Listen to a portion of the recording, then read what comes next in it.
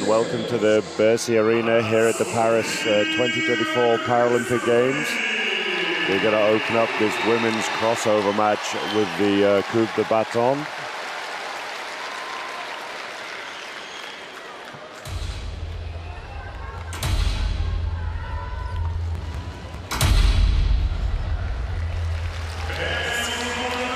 Coupe de Bâton, as we've seen several times, opening sessions here at the Paris 2024 Paralympic Games. Traditional French opening to theatrical productions.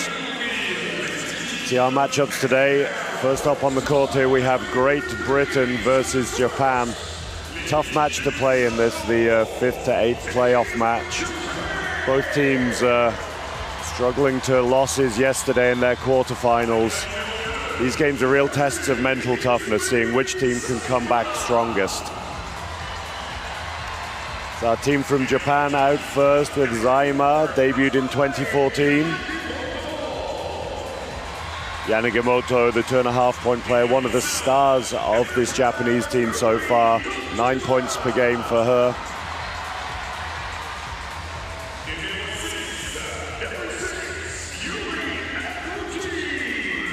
Yuri Iguchi first started playing the game in 2018. Tsuchida, another one of the key scorers for Japan here at the game so far. 7.5 points per game for her.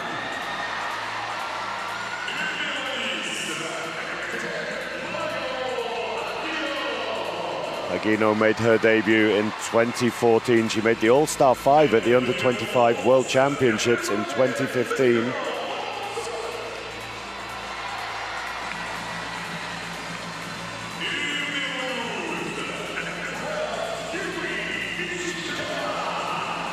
Ishikawa, her first Paralympic Games, made her debut in 2022.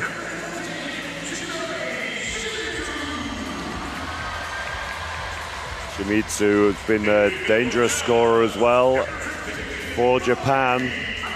Next to two 4.5-pointers are the very, very experienced Mari Yamamoto. Led Japan in steals and assists at the repechage tournament. Captain Kitada, she has been averaging 13 points a game and 9.8 rebounds. Just short of averaging a double-double there.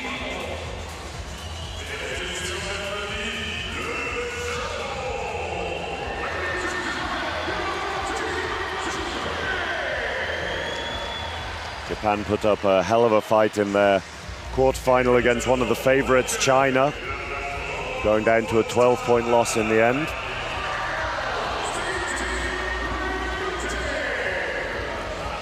First up for Great Britain is Charlotte Moore, the dangerous one-point player.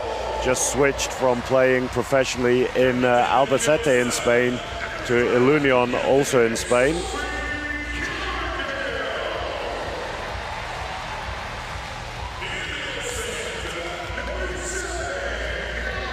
The veteran Helen Freeman, her 5th Paralympic Games, been struggling with injury so far.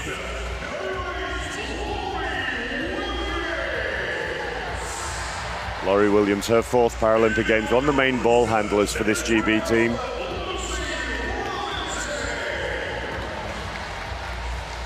Lucy Robinson, great tournament for her so far. Limited minutes, but she's averaging 9.8 points a game despite that.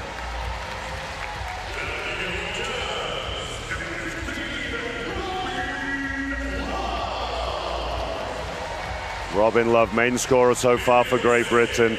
13.8 points per game and 13 rebounds as well. Strong double-double for her. Debutante Jade Atkin averaging 10.5 points per game. She's started a lot of games at her first Paralympics here.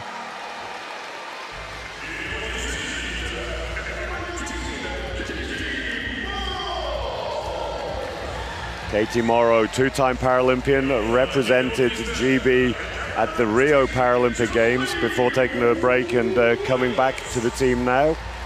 And debutante Jodie Waite, her first major tournament with the national team.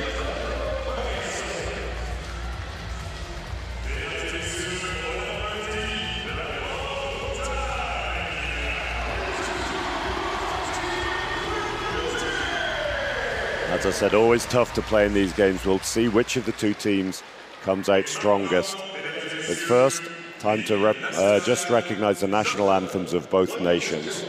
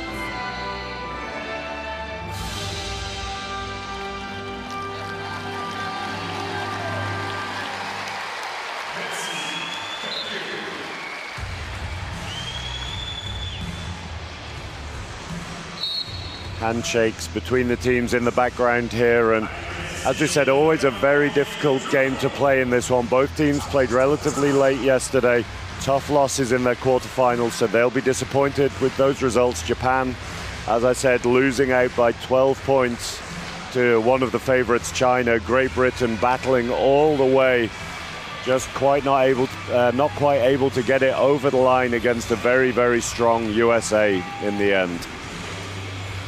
To be a test of the mental toughness of both teams, just seeing how it is they respond, how it is they get themselves up for this game. Not the one they'd have hoped to have been playing in, but it's important that they get the best placing possible to end the tournament. It's absolutely torrential rain here in Paris, so a few people arriving a little later to the arena than usual, but both teams very, very well supported. See flags from both nations all around the stadium.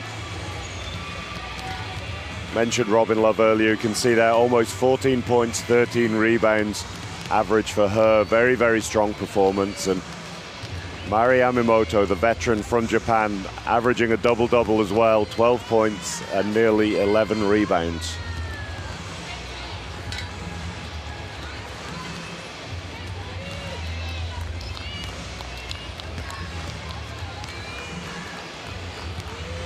Coach Miguel Vaquero there, his first Paralympic Games. Very experienced club coach from Spain. Starting lineup for Japan, as expected: Zaima, Yanagimoto, Hagino, Amimoto, and Kitada. And as expected for Great Britain, Charlotte Moore, Laurie Williams, Joy Hazelden, Robin Love, and the rookie Jade Atkin. As I was saying, Coach Vaquero, very experienced club coach. His first Paralympic Games, though, and the changes he made in the game yesterday against the USA really pulled GB back into it, changing up their defensive style, bringing in a three-big unit that we hadn't seen very much of. And that unit took the lead against USA for a long time in the game. Unfortunately, shooting percentage not what it needed to be at the end of the game.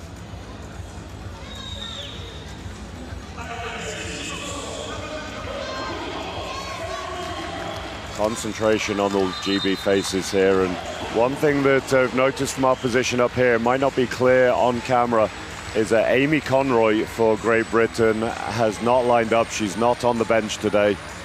Someone who has been struggling with injuries in the lead into the tournament.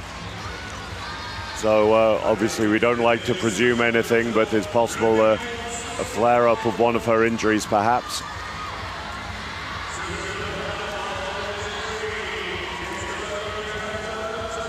As the players take their position, we're going to get underway here very, very shortly.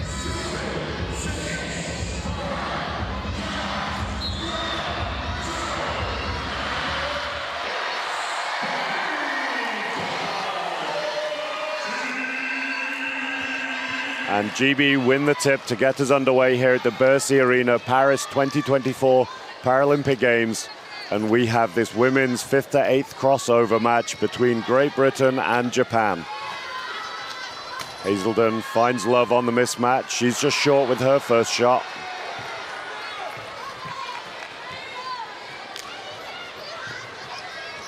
Japan working hard to backpick Jade Atkin here as she just comes into the picture. They know how dangerous Atkin, a shooter, is, so they were looking to take her arms away a little bit. Obviously, in wheelchair basketball, your arms are used for moving the wheelchair as well as for shooting, so you fatigue. If you do fatigue during the game, it can affect your shot a lot more than in the running game. Mentioned Yanagamoto before the match, and she knocks her first down.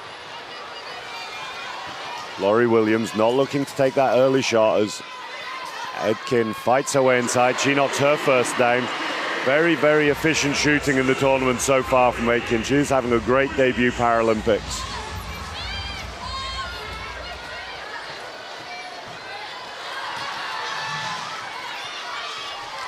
Shot missed by Japan just while we saw that replay there, and it's Great Britain breaking.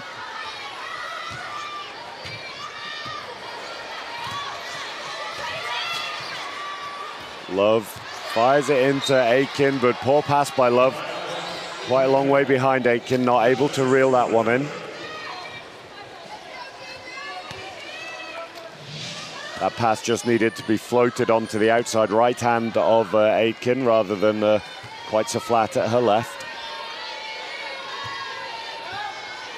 Yanagamoto threatens, cuts, kicks to the baseline.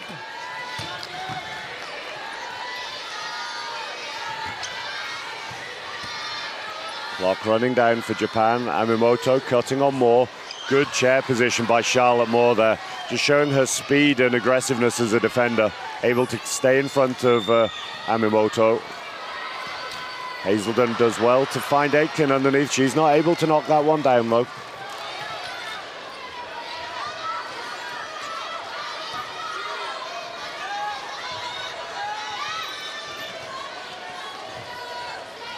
Again, the back pick from Japan against Atkin, taking their time to get back into the defense. Kitada on the mismatch, tough shot. Referees called a foul. It looks like that was on Charlotte Moore there.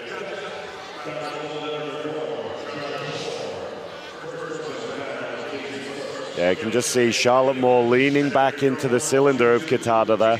Just getting some contact on her arm. Japan shot well so far from the free throw line in this tournament, 59% for them as a team. That one's just short.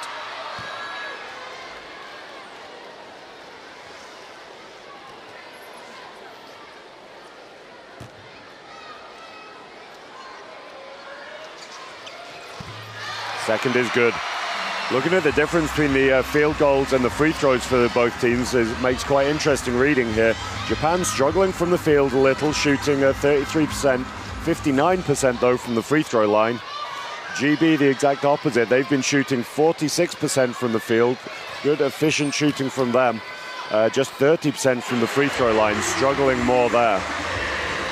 That could be because of shots like that they've been doing so well from the field.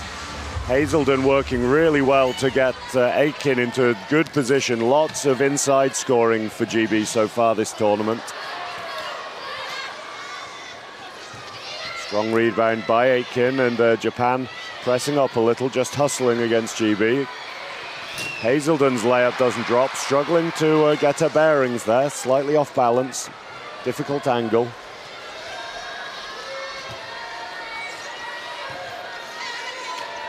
Yamamoto, long two there, doesn't drop. Love hustles for the rebound. And we saw how effective this Japanese press can be, as the offensive foul is called there on Joy Hazelden. As I was saying, we saw in the game against China, just how effective this Japanese press can be, really using their speed. And it's not a press that necessarily looks to steal the ball, but looks to take time off the clock and looks to just slow down the transition of some of the opposition players. Yamamoto behind the screen. This one just comes off the back of the ring. GB not able to pick up the rebound, though.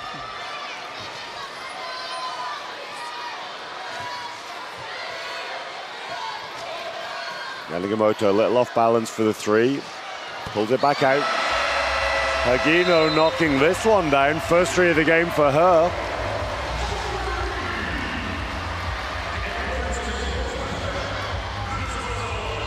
And that will be a timeout for Great Britain. You see that three again. Nice release there. Under pressure from Love, but able to concentrate and knock it down anyway. Not enough. So protecting me, we are too big and enough for you. You cannot be here defending man out, because if not, the big is going to attack the weak side all the time. Protect the big. Cross picks, all picks, it's not a foul, no worries. Keep doing back picks, all here. And then attack the right side. Every time we create back picks, we can attack and gain advantage. Alright? So just on this page. Focus. Only one. These matches, offense, pass the ball, don't be afraid of drive with the ball, play with the ball, drive. Afraid of what to do with the ball, drive. Okay, let's go. And a timeout from Coach Vaquero there, just reminding his players to get the ball moving, work on these back picks, and then attack the basket from there. Love and Aiken much bigger than the Japanese players, and if they can get inside on mismatches, Aiken in particular, then they're going to be in great shape come the end of the game.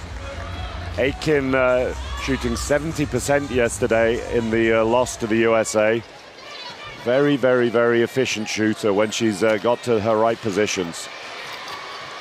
You see that work again. Love inside this time. Foul looks like that might have been called on Kitada.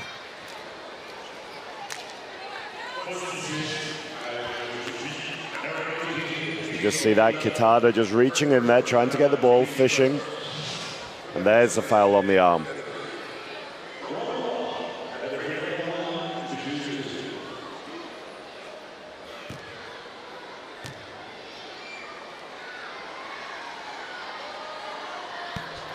Those free throws good from Love. That'll do her confidence the world ago. Good.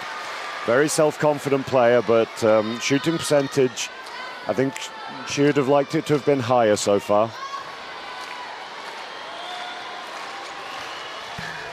Seconds just off the back of the ring.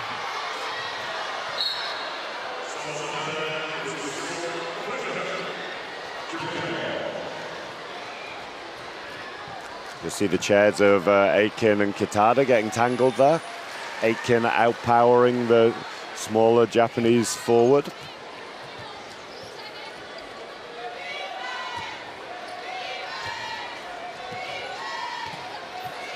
Yamamoto looking to set the pick for Yamaguchi. Pass back outside. Kitada on the mismatch, tough shot. That one just comes off the back ring.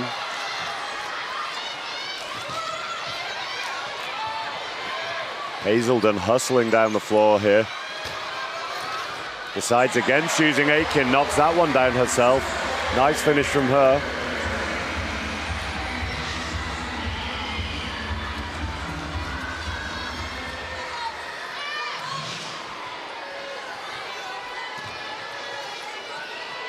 Kitada threatens the three, drives. Beats Aitken with the ball there, can't get the finish though. Long pass to Williams, she's got the open layup here if she wants it. Can't knock that one down, just a little hard off the glass.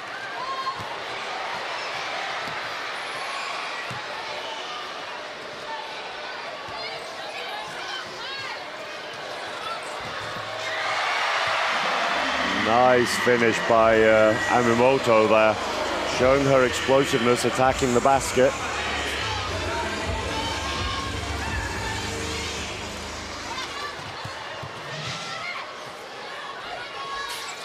Japan with a narrow 1-point lead here in the game. A few nerves from Great Britain at the moment, it seems. Aitken on the mismatch again in the middle, under a lot of pressure, tilting. Can't quite get that one off. I think in that situation, she just needs to trust her size. She's significantly bigger than the Japanese players. If she goes up straight for her shot, then she'll be absolutely fine. They can't reach her. Williams looks to drive, loses the ball. Love does well to pick it up, but shot doesn't drop. Just a little bit of disorganization in the GB offense here. Yamamoto with the three, that's just long. It can be slightly risky taking threes in transition, but the upside of it is that while the defense is collapsing towards their own basket, threes can give up longer rebounds, and you maybe have a slightly higher percentage chance of picking up an offensive board with the long rebounds. Love threatens, passes to Aitken, she's fading away. Nice touch from her. And that's what we've talked about from Great Britain. They need to feed their bigs inside. Aitken and Lucy Robinson for Great Britain comfortably shooting the highest percentage in this GB team so far. Coming into this game, Aitken was shooting 61% from the field, Robinson 66%, and GB need to do everything they can to feed those forwards inside.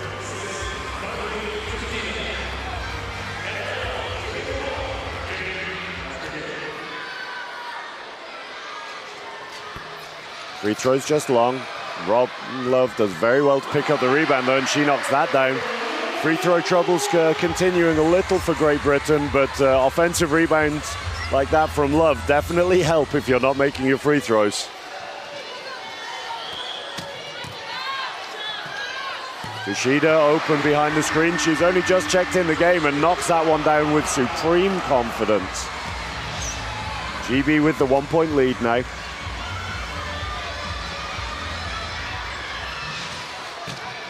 See Williams breaking. Amimoto pulling away there, giving Williams a wide open layup. She just misses. Yamamoto fakes a three, pick from Amimoto at the top. Great work by Zaima, sealing in the small Yamamoto. Shot doesn't drop, able to dish it back outside. That just came off the legs of Aitken.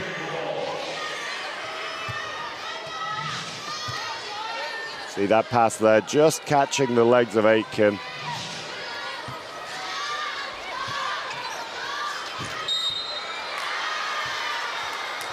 Amimoto, we've seen that so many times already this tournament, just slowing down and then exploding to try and beat her defender with her first two pushes. Off the dribble there, drives through the gap.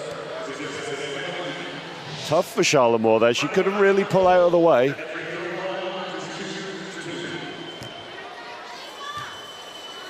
Second personal for Charlotte Moore.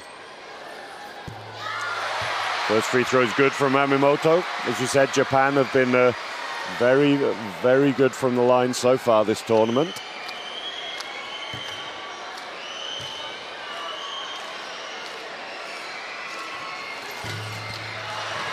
And short, Love unable to get the rebound off the back of the head of Yamamoto and into the hands of Aitken. Nice pass ahead by Moore. Strong pick by Aitken. Hazelden drives all the way through. It's another layup missed by GB. GB's guards struggling a little bit inside at the moment. They're not getting the easiest of angles every time, But they're the kind of shots you work on in training. These are off angles, not just the traditional layup through the 45. Shots like that, in fact, from Yanagimoto, absolute star of the tournament so far for Japan. She is out to 4 points personal now. Off-balance layup, knocks it down. Love attacking, seal from Hazelden, doesn't quite work, but Aiken sealed in by Moore on the weak side. Just long by Aiken, good rebound by Moore, finds her teammate though. This one's just off. Again, the tilt from Aiken. I think she was maybe looking for a foul there. But if she goes straight up and maintains her composure, she's got nothing to worry about there whatsoever.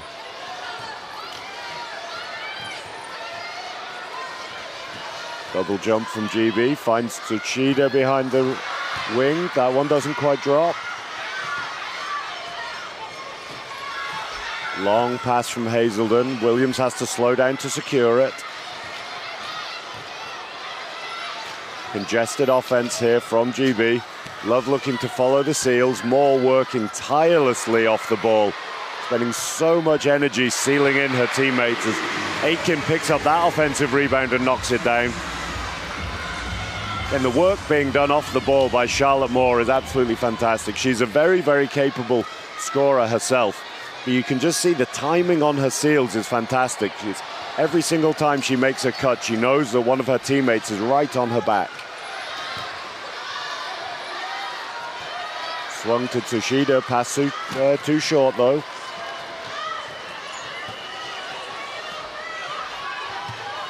GB have numbers here if they can use it. Love on the mismatch underneath. Hazelden takes it herself though, knocks another one down. Nice layup from Hazelden. She's out to 4 points personal now. That is the end of the first quarter. Great timing by Hazelden on that cut there. Very aware of the game clock all the way through. And that's GB take a 2-point lead, a nervous 2-point lead at the end of the first quarter, 15 points to 13. Story of the first quarter from a Great Britain perspective has been the shooting of Jade Aiken. Percentage slightly lower than she's used to, but she's been getting her own offensive rebounds, and she's got 8 points personal so far to go with Hazelden's 4 and Love's 3. From a Japanese perspective, a bit more of a scoring spread. Yanagimoto has 4, Tsuchida has 2, Hagino has 3, Shimizu has 3, and Kitada has 1. Sorry, my mistake. Shimizu does not have 3. That is Animoto has 3.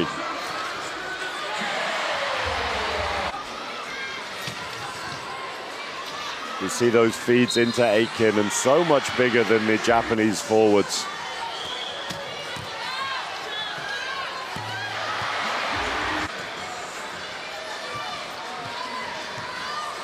You see Yanagimoto there driving that off-balance layup. Nice one-handed finish from her.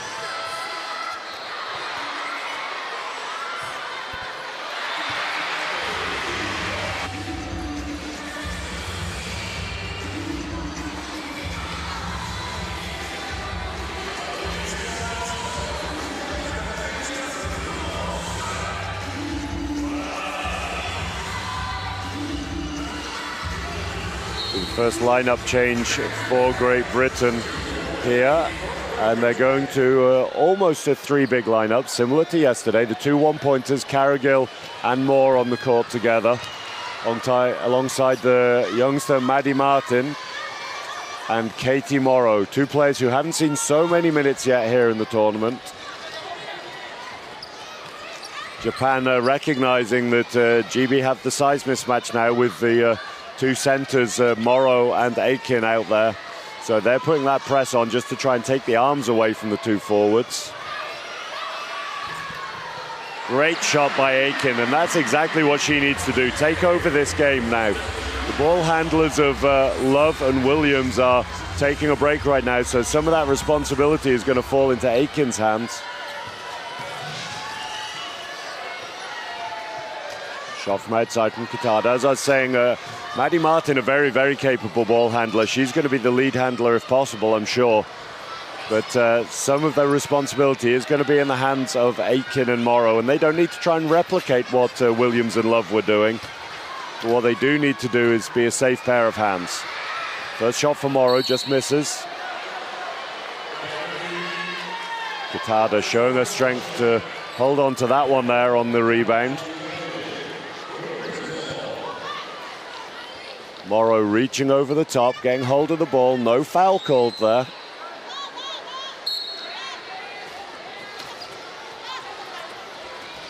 Great strength by Kitada. Another shot from Morrow, just as we saw that replay. Doesn't quite drop.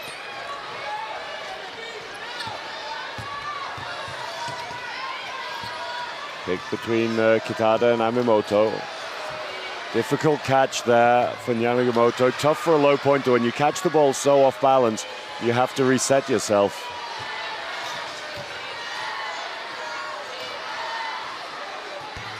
Next shot from outside is good for Hagino. She is 2 of 2 so far today. One from 2-point range and one from 3-point range. Great shooting to start the game. See this line press again from Japan. Morrow's broken all the way through though, if Aitken can find her. Maddie Martin attacking, just looking for an outlet. Finds Moore open in the middle. That's just off. That's a position that Moore likes though.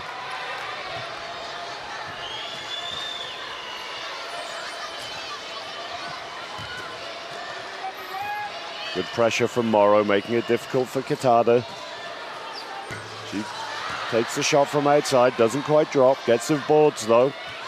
And here we see this traditional set that Japan have been running all tournament, the drive and the pick with Amimoto and Kitada. Amimoto, one of the best in this tournament at driving with the ball and having an awareness of where her teammates are, able to kick the ball through contact. That pass slightly off, but she's drawn the foul. Oh no, sorry, player down. It was not a foul, just 2.7 on the clock. Gino takes the next one, knocks another one down. Absolutely unconscious shooting from her. Barely even looked at the basket, and Yamamoto, to go with her 4 points, 4 rebounds, is on 6 assists already. Hagino on 7 points personal.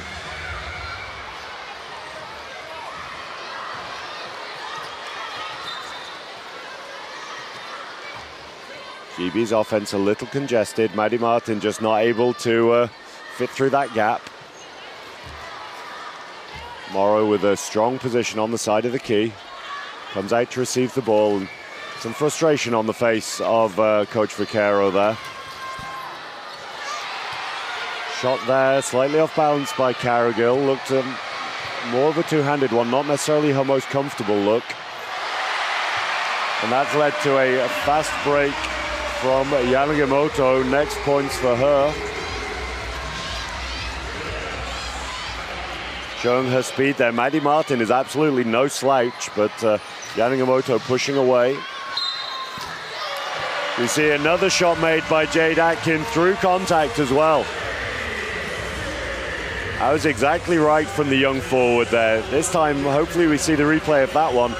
There was no attempt to tilt to get away from the contact. She just went up strong and straight, knocked it down and drew the foul.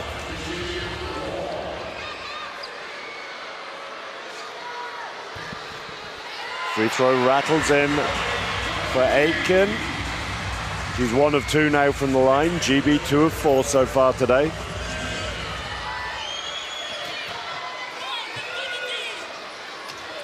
Yamamoto with a long 2, rattles, drops in. Great touch by the young shooter there. 8 points personal for her now. Considered the 3, very, very long 2 there.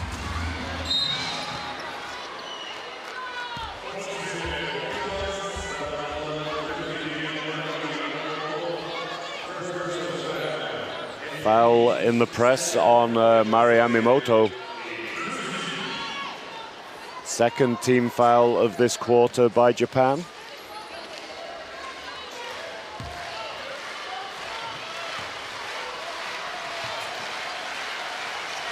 Morrow behind the screen, pulls the trigger. That one's just off for her. Morrow, a very, very good shooter. I'm sure she'll come good. It's a difficult position to be in when you've not played very many minutes at all in a tournament, and then you come in early and have to get your shot off. It's a difficult skill to learn for a young player, but someone who's very, very capable.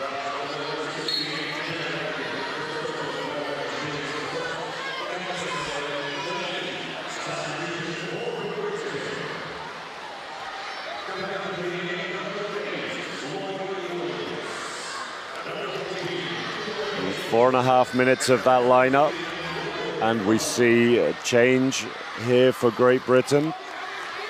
Back to their starters with the exception of Carrigill for Moore. Perhaps just looking to protect Moore's fouls there. Carrigill has no personal fouls at the moment. Moore has 2. A bit of a lack of court awareness from Great Britain there. Aiken passing the ball to Williams. But a bit of a hospital pass. Williams had nowhere to go with that, receiving the ball and offensive foul. Timeout to Japan. This change of lineup from Great Britain maybe just encouraging the Japanese coach to take that timeout. Just talk through the changes and how they'll change up their defense.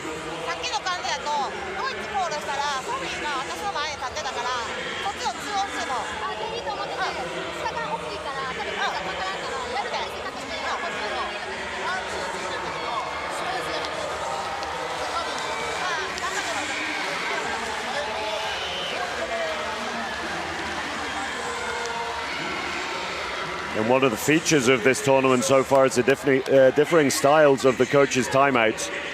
Japanese coach very, very democratic in his timeout style, that he allows his experienced players, Kitada and Amimoto, a lot of room to make their points, what they're seeing on the field as well as what he's seeing from the sideline. No right or wrong answer for how to do these things as a coach. It's a lot of different ways to run a timeout. He's definitely a coach who favors, as I said, this more democratic approach.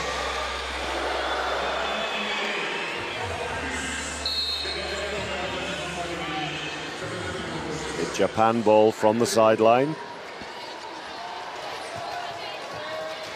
See Yanagimoto pulls to 3. That one's just off the back of the ring. Chased by Kitada. Great hustle to get the ball. Doesn't quite keep herself in play though. And she has fallen down the ramp off the edge of the court. What a hustle that was. Fraction of a second away from saving that one there. Fantastic hustle.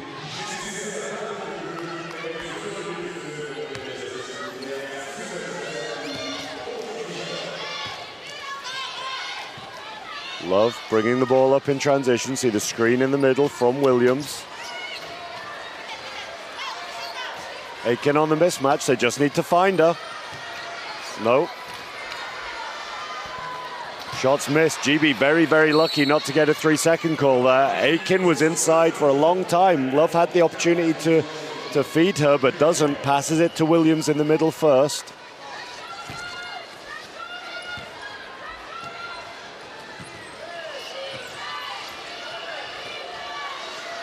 So Kitada with the walk ball on the wing, fires it back to Yanagimoto. Swing pass, not quite on the same page there with Kitada. See Amimoto, very, very, very long 3 from her. As that shot didn't hit the ring, that means the 24-second clock does not reset to 14, and clock runs out on Japan there.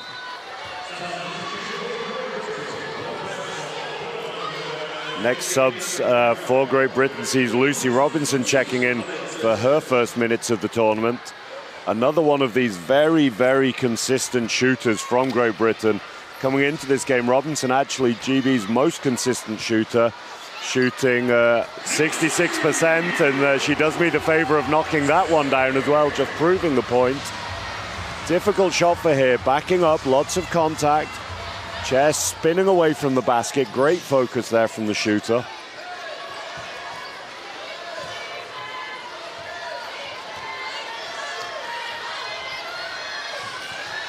Yamamoto cuts through the lane. Kitada pulls the trigger on the 3. Nice rebound from Hazelden.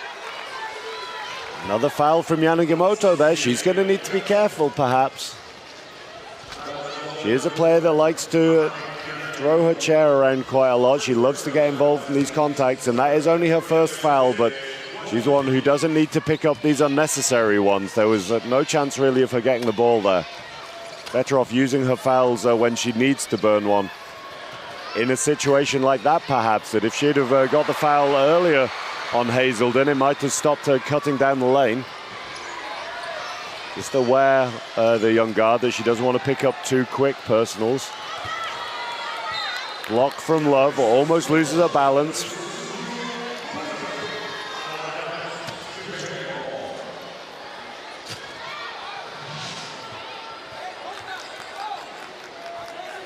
Japanese ball from the baseline. 3:40 to go in the half. GB lead by 1. Yamamoto behind the 3-point line. Pick comes. Kick back out to Yamamoto. Rushes it, but knocks it down.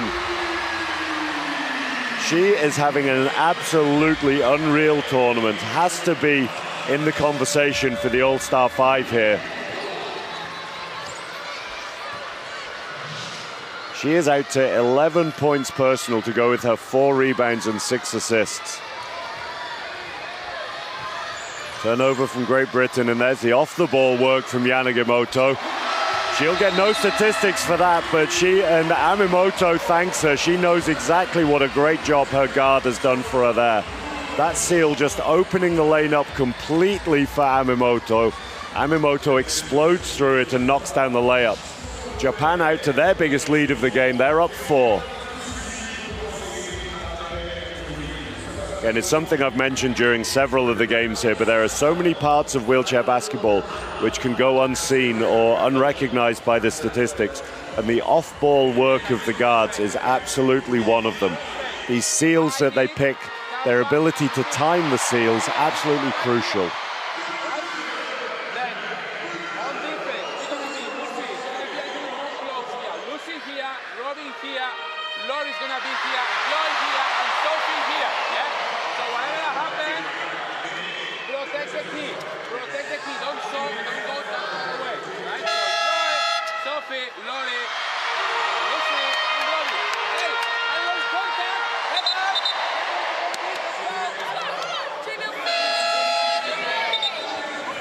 Coach Vaquero there just restating that he wants his bigs to protect the key. He doesn't want to see Robinson or Love jumping out too far at the shooters. That's the job of Williams, of Hazelden, and of Carrigill.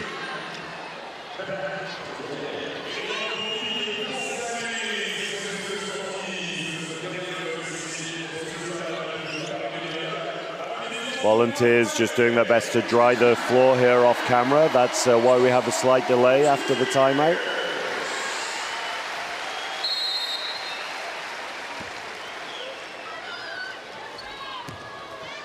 Hazelden inbounds the ball as Japan extend up the court a little to pressure GB.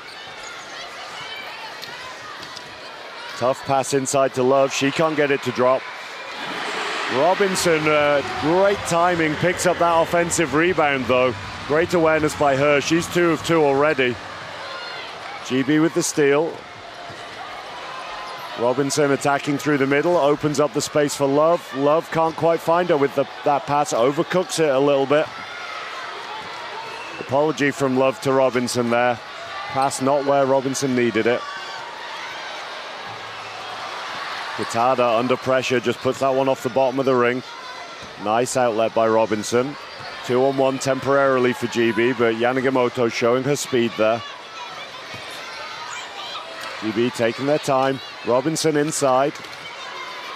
Goes up strong, draws the foul. She'll go to the line. That is Kitada's 3rd personal foul, I believe. See Robinson not quite able to square up her chair here. Shoots across her body.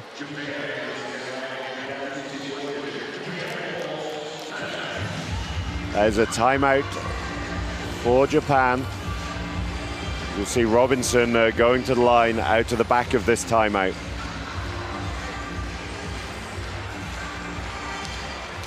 It looks like we're going to see Shimizu come into the game for the first time.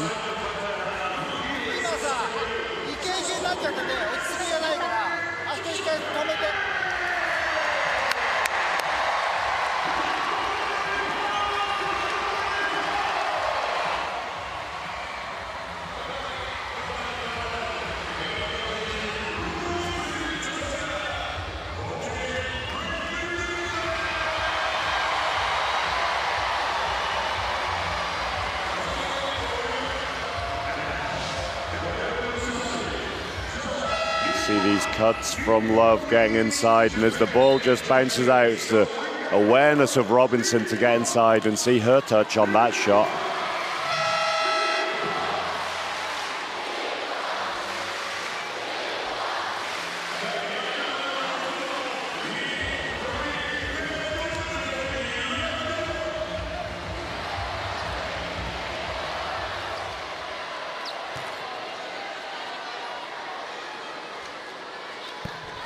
First is good from Robinson. Robinson, who's previously played for the Loughborough Lightning in the Women's Premier League, moving to the Worcester team this year, also represents Jaguars Wheelchair Basketball Club in the mixed league, where she competes against men and women.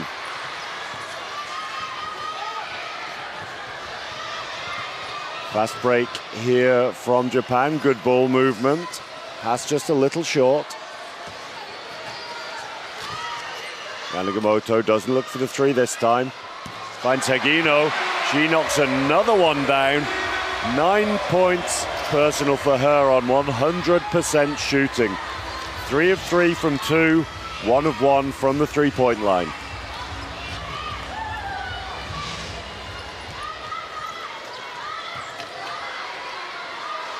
You see that seal from Hazelden, finds the mismatch for Robinson. She's waiting to receive the ball. Pass taking a while to get there, though. She fades away, knocks another one down. Showing her range there. Absolute composure as well from Robinson. Far and away GB's most consistent scorer so far in the tournament.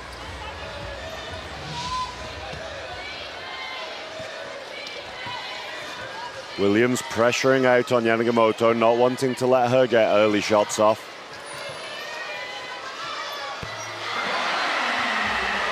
Nice shot from outside from Yamamoto. Yamamoto usually much more of a slasher, uses her speed to get inside and finish or dish the ball, but capable of knocking those shots down, as we see there. Japan putting 2 bigs on Robinson's side now to try and shut her down. Under a lot of pressure, they need to try and cross for her, create space to get her open. She is absolutely the hot hand at the moment. Great drive through the lane by Hazelden, knocks that one down. Difficult finish, weaving through the lane. We see that replay of Hazelden's fantastic cut there. It's worth just talking through what GB need to be doing on the weak side here. It's Japan have recognized the threat of Robinson. They're playing her with 2 bigs now. 3 from Yamamoto is just short. As I was saying, they're playing Robinson with 2 bigs on her side. It means either Robinson needs to cross to the weak side, or one of the GB players needs to try and exchange with her. If Robinson come high, pinch a player on the post and try and run an exchange as they did at the end of that offense with Williams, she'll be able to find a mismatch. Long pass into Love, under pressure, clock runs down. GB not quite able to get the shot off. So we end the half here, and it is now Japan out to a 1-point lead. They take that quarter by 3, and as predicted, it's been a bit of a back and forth battle. Both teams showing some nerves early in the game. To be expected coming off the back of 2 tough losses yesterday, but both teams really grinding it out at the moment, and it's Japan with the 1-point lead here, 30-29.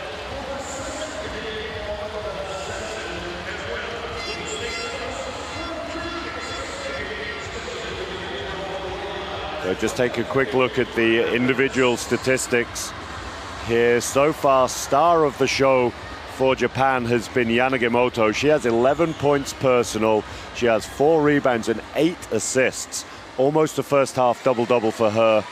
Tsuchida is on 2. Hagino, fantastic start for her as well as we see these highlights. Hagino has 9 points on 100% shooting. Amimoto has 7 points to go alongside her 5 rebounds.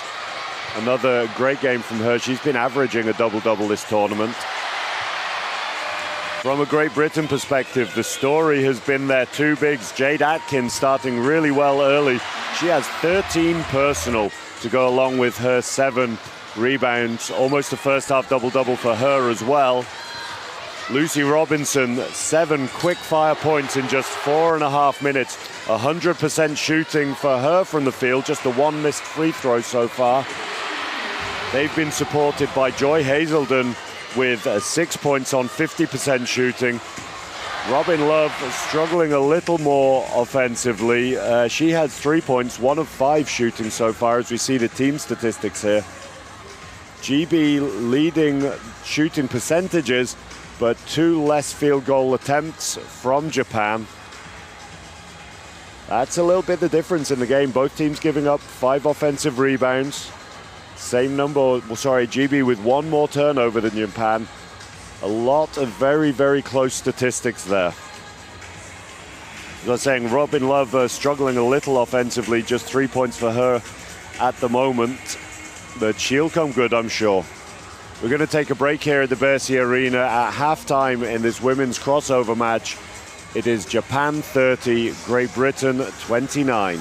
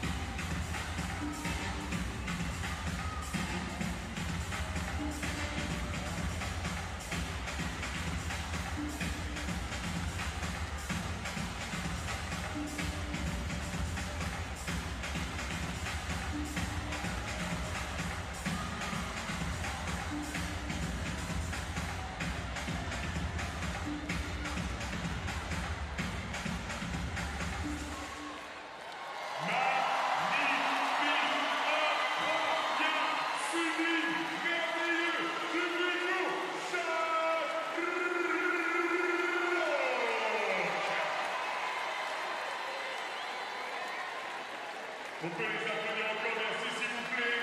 On peut les applaudir très très très fort.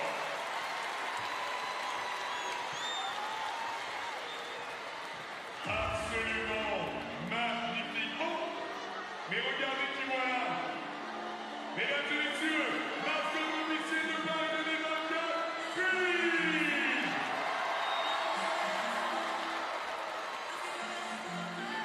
super que tu sois là, Gris, parce que dans quelques instants, on va passer à la Énergie Cam, à la EDF Énergie Cam. Il va falloir donner de l'énergie aux joueuses, et pour ça, j'exhorte tout le monde.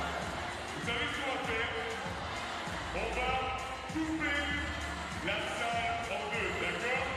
On va couper la salle en deux au milieu de terrain. Tout ce côté-là, les mains en l'air, faites un tout petit peu la musique, les mains en l'air, et quand je vous pointe du doigt, vous tapez dans les mains et vous criez oh, ok? Everybody, when I'm pointing you, you clap your hand and you scream oh, ok? Un test. Plus fort. Ok, de ce côté-là, même chose, les mains en l'air et vous criez hey, vous êtes prêts? Plus fort. Ok, on met ça pour la musique, toutes les mains en l'air, toutes les mains en l'air, toutes les mains en l'air. Allez, attention. Non, tu sais, hey, c'est pas grave. Vous c'est beau, on va y arriver. Ce côté-là c'est hey, ce côté-là c'est beau, ok?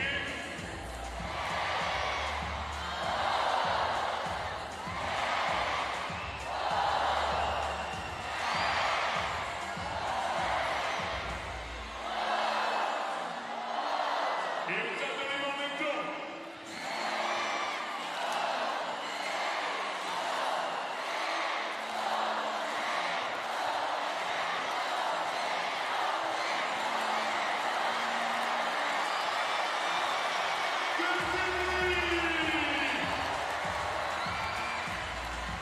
Maintenant c'est parti pour l'EDF Énergie Cam. Il va falloir faire le maximum de bruit pour donner de l'énergie à nos joueuses.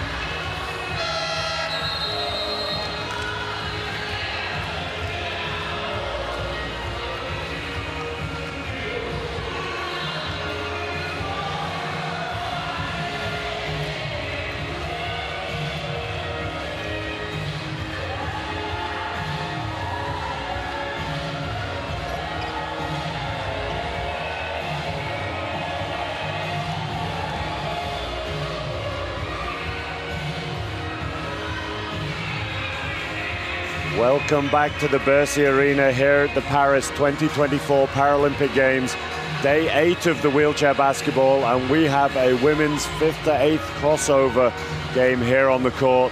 Currently, Japan lead against Great Britain with 30 points to 29. Story of the game so far has been the differing styles of the two teams. For Japan, the scoring has been absolutely led through their guards. Amane Yanagimoto with 11 points personal to go with her 4 rebounds and 8 assists. And Mayo Hagino shooting 100% for 9 points. On the flip side, GB performance has been dominated by their forwards. Jade Atkin early in the game with 13 points in 15.5 minutes, along with her 7 rebounds. And Lucy Robinson with a quick fire 7 points in just 4.5 minutes on 100% shooting from the field.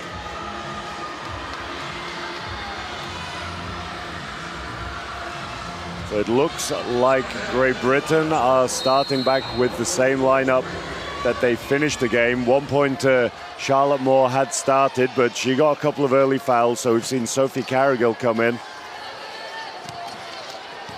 Japan doing a good job to try and limit the mismatch positions of Robinson. Shot knocked down from the middle this time. Scoring from GB's guards is going to be crucial. The focus from Japan is going to be all on GB's forwards, so if the guards start scoring as well, then that'll make them very, very difficult to stop. Good help from Robinson, just a little late there though. If she gets a couple of quicker pushes in, gets in front of Yanagimoto and gets stopped, that may have been an offensive foul. As it is, Yanagimoto will go to the line for 2. First free throw is a little long from her.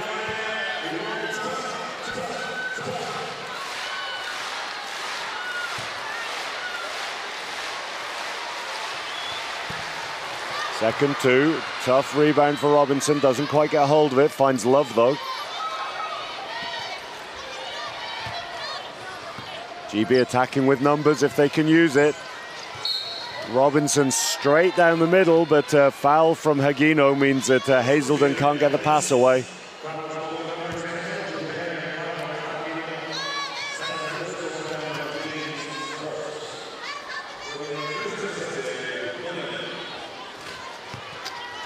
Carrigill inbounds the ball, and we can see GB working to get that mismatch. Robinson has it there. Switch a little late from Japan. Robinson continues her hot streak. 4 of 4 now for her.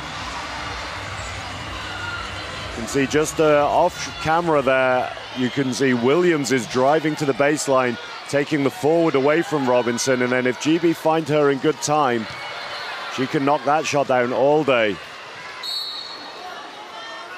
Robinson struggling to stay in bounds there. Space just getting taken away from her a little.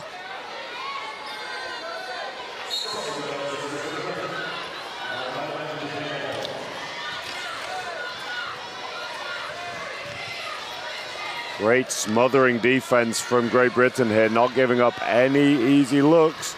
Zamimoto drives on Carrigill, using her speed there. Offensive rebound for Japan, recycled.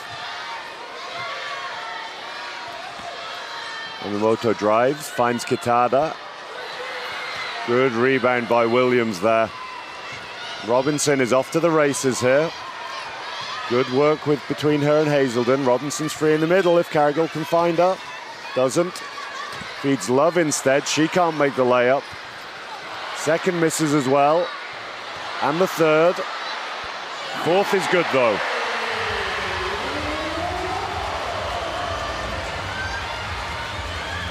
Robin Love just working on picking up a few offensive rebounds there.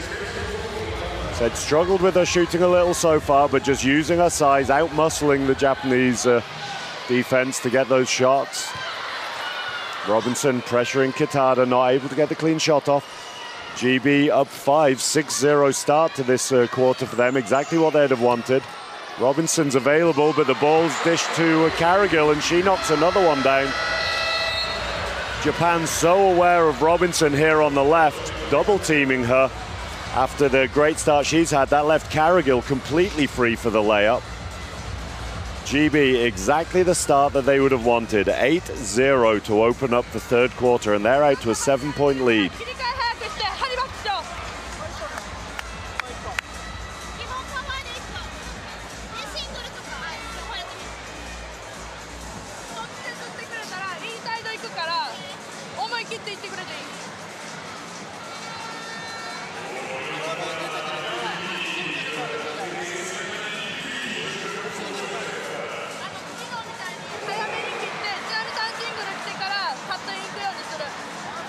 Again, lots of conversation, lots of communication on the Japanese bench, figuring out how they're going to solve the problem that is GB's offense at the moment. Robinson having been so dangerous, taking so much attention, that it's starting to open up gaps for GB's guards. We said that would be absolutely crucial, that if GB's forwards are going to be this effective, then Japan have to find a way to stop them. If that means double teaming them, then the responsibility falls on GB's guards to knock down their shots. As we see that one from Cargill, and the layup as well. She has 4 points personal.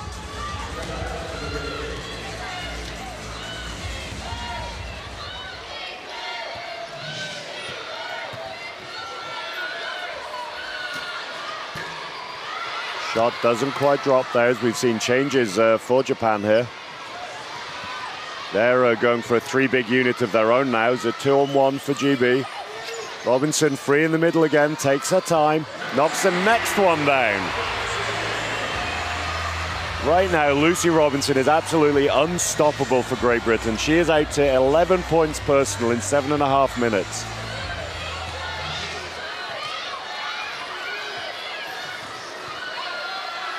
Yamamoto doing what she does best, driving through the lane, sucking the defense in and finding a shooter. Pass wasn't her best, but Tsushida, as we see that again, able to pick it up, still with the composure to knock that down. Robinson again breaking through the lanes. Williams decides not to feed her this time. Pick from Robinson, opens up the layup for Williams. Great play between the pair there. Robinson hadn't got the initial pass, so just came back up, set the pick, opened up the layup for Williams.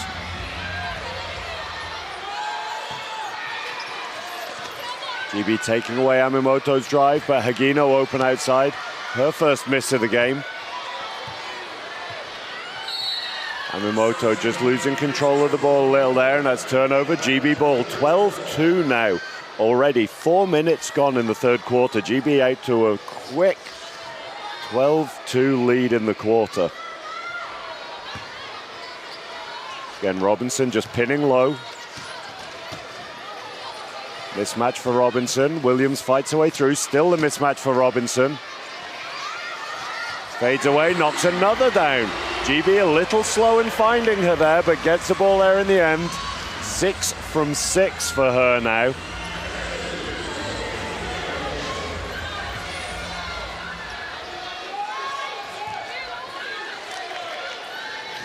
Full swung to Tsushida behind the screen. She can't quite get that to drop. Strong rebound by Love there. That's one of those calls from the referee. I think if Shimizu had come up with a rebound, it would have been called a foul on Love. But as Love got the ball, it was a foul on Shimizu. Pretty 50-50. Both players just battling for that. But actually, on second viewing, maybe that contact on the body from Shimizu. And here we go. Williams tries the baseline. Robinson holds her position, fading away. Takes another one. This one's just short. Great start nonetheless here from Robinson. The one thing she could potentially do to make that easier there is look to have one hand on her wheel and receive the ball just with one hand. Trust her ability to catch it with one hand. It means the Japanese defense won't be able to push her off the screen, as we see another top from Tsushida from outside there. She does not hesitate when she catches that ball behind the screen.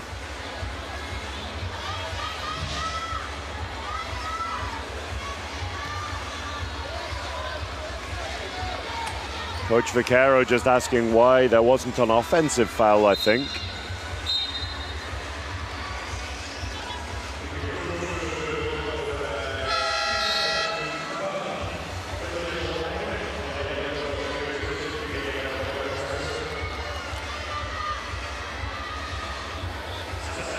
A warning for Coach Vaquero there, a little too strong in his protests, perhaps.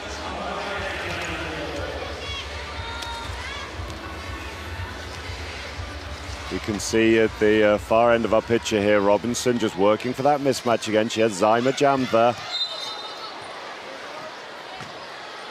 Love a little too aggressive in her play. Needs to be careful not to get the offensive foul and the turnover there. Gives Japan the time to match up on Robinson now. If GB just shows some patience on their weak side here, then the shots will come. Japan having to focus so much on Robinson. There will be spaces on the weak side as Love locks that one down. 3 of 10 for her so far today, to go with her 8 rebounds and 5 assists. As we're watching that rebound, Amimoto has hit the deck.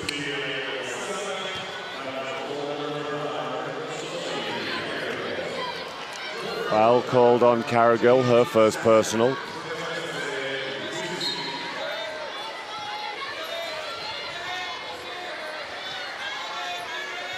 can see Robinson on Zyma, but she's not particularly defending her. She's looking to help over.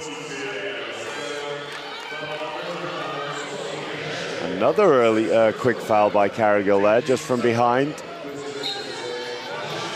Cargill isn't going to do anything to affect Shimitsu's shot from there. She shoots from in front of her, not from above her head, so no need to reach in. Lot of pressure now from Love and Robinson. Fade away from Magino, knocks that one down. Continues her fantastic shooting performance. Lost her 100% record with a shot before, but just fading away, resets herself.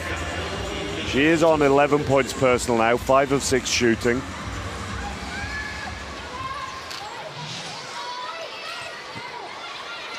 Solid line defense from Japan as Williams gets Robinson in underneath under a lot of pressure. She fades away. This one just rolls out. She can take all the time in the world on that shot there, as she's so much bigger than the 2 Japanese guards who were defending her. Yanagimoto misses that one. Strong box out by GB. They need to get the ball over though. Robinson makes herself available, looks to drive, taking her time here.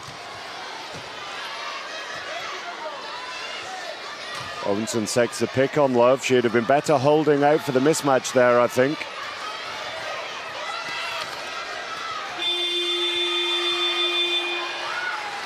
GB's offense losing a little bit of composure. Robinson and Love looking to run the pick and roll game. Maybe they'd have been better off just going into the mismatch game that's been so efficient so far.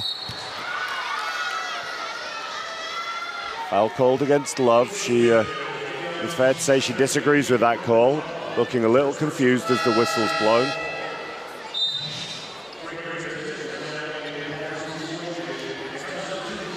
GB in the bonus here. They have 4 team fouls. That means any further defensive fouls from Great Britain will be free throws this quarter for Japan.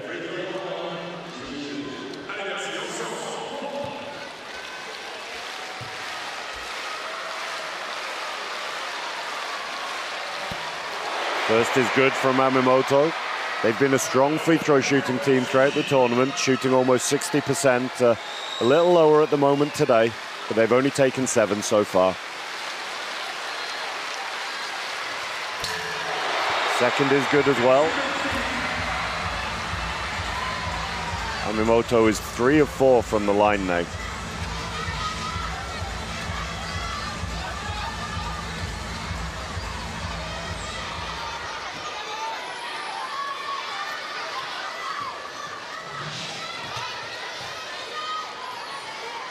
Williams and Robinson again working for that mismatch. Williams takes the shot outside this time. She knocks it down. Laurie Williams is able to make that shot. Consistency for Great Britain is going to give them so much variation, because at the moment Japan know that. So you see another foul from Cargill there. 3 very, very quick fouls for her. Has beaten for speed and just reaching in. She needs to be careful that that's not an unsportsmanlike foul, but as it is, the 3 quick fouls from Cargill have contributed to Great Britain being in team foul trouble here. That'll be another 2 from the line from Amimoto.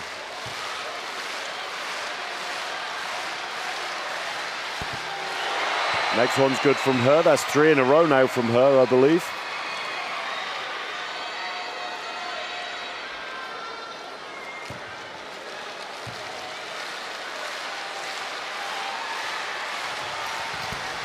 Next one's long, but she picks up her own rebound.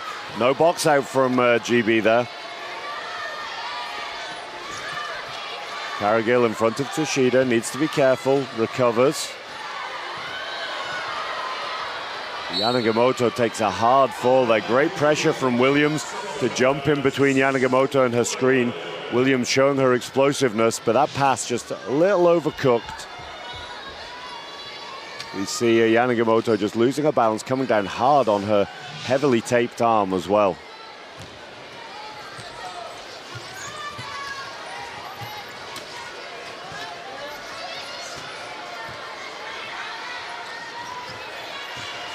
Hazelden working behind the screen. Williams drives low, picked by Robinson. Lane opens up. Williams had the open layup there. She just had to attack the basket. Williams not looking at the ring. She was just looking for the outlet to Love. But again, all of the help, as we see there, had gone to Robinson.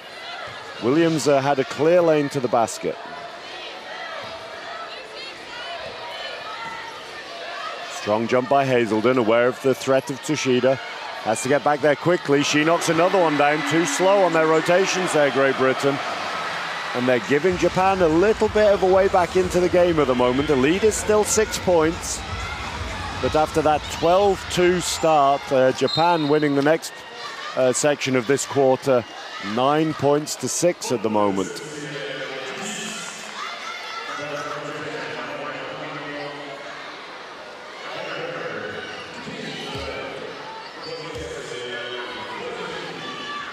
So a change in the offense here is going to be Love and Williams working together as Hazelden finds Robinson on the mismatch. She's just cooled off a little. She's missed her last 3 in a row now.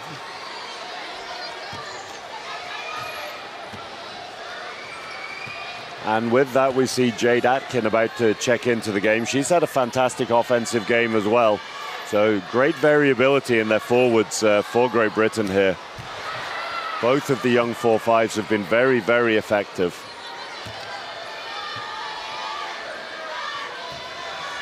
Good jump by Cargill, needs to be careful though. Foot plate hanging in the wheel of Tsushida again. She could have picked up a 4th there.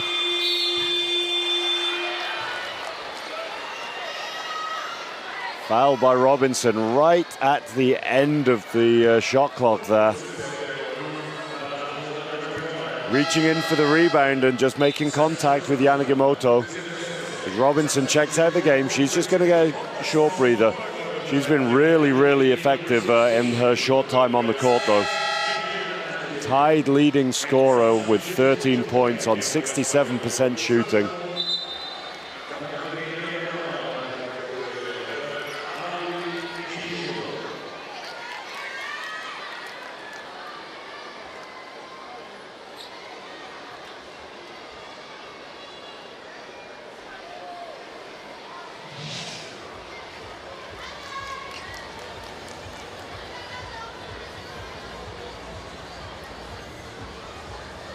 We just see that foul from Robinson there. It looks like the referees are just going to go and check their monitor just to see if the 24-second shot clock had gone off before that foul was committed.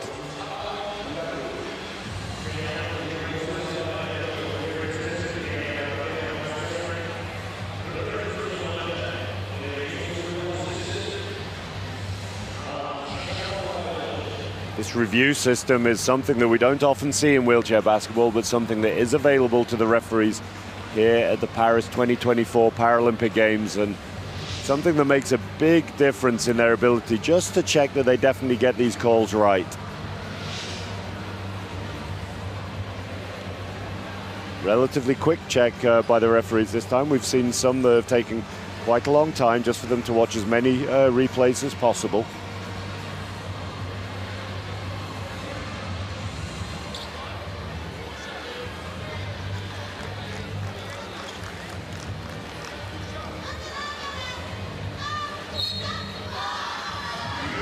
See Robinson there. A little disappointed in that call, it seems, but the referees have decided that will be 2 shots. They've stuck with their decision.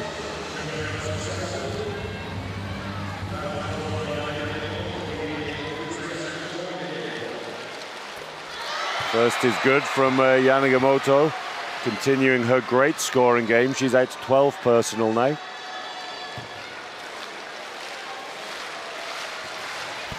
Second is just long. GB needs to come up with his rebound though.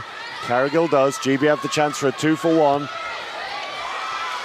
Lack of concentration on that pass though. Turnover from Love.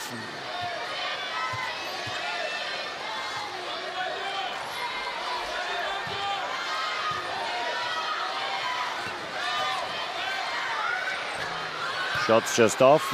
Williams picks up the rebound. Long time for GB here.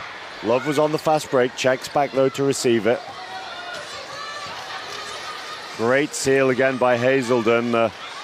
Love needed an outlet to be able to get that pass though. Aiken now jamming. You can see when the player backs in like that, it's a signal to the guard that she doesn't want to receive the ball. She backs in, pins the defender, and opens up the lane for Hazelden to attack the basket. Big basket that, as that gets GB's lead back out to 7. You see that again. Atkin just backing in, opens up the lane for Hazelden, and she knocks it down with confidence.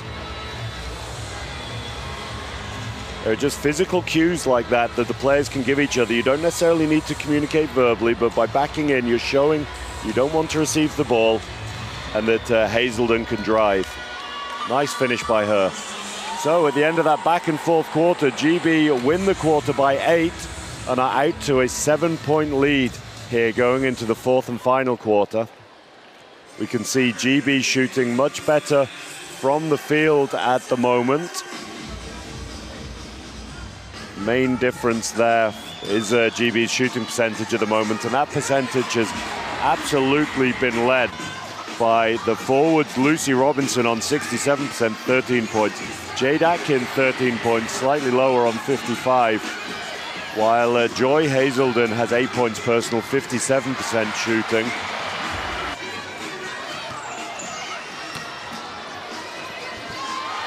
You see, mention for Sophie Carrigill as well. She missed one from the middle early, but knocked her second shot down from the free throw line and knocked down her layup we saw earlier as well. She's also shooting 67% for 4 points.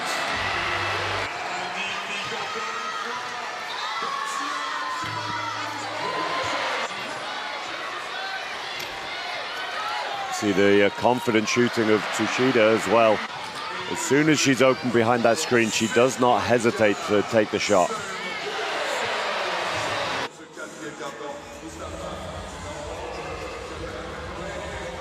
GB out early, and with their high line, they're ready to go.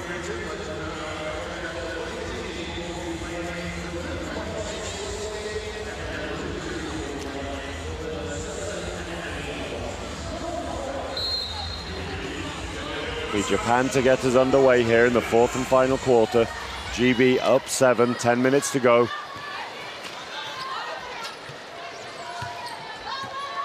Line press from Japan. We've seen that be very effective in earlier games in this tournament. Aiken drives the baseline if Hazelden can find her. Can't. Takes it on her own. Just gets a bit stuck under the ring there, Hazelden. 2-on-1 for Japan. Kitada cutting through, under pressure from Williams. No box out though from Great Britain, and Amimoto knocks that reverse down. Nice finish from her. A chase there from Williams, tough shot for Kitada, but no box out from Great Britain gives Japan the offensive board.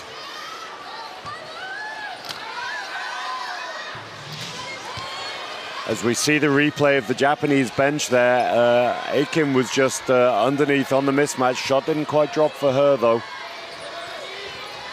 Kitada pulls the trigger, long 2. Carrigill needs an outlet, finds one in Hazelden. She finds Williams over. Japan putting a lot of pressure on Jade Atkin, forgetting about Hazelden. She's wide open, another layup.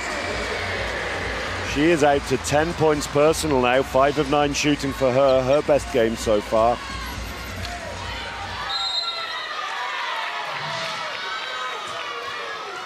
Just missed that while we saw that replay, but there was an offensive foul by Japan there. That was called on Mari Amimoto, her second personal.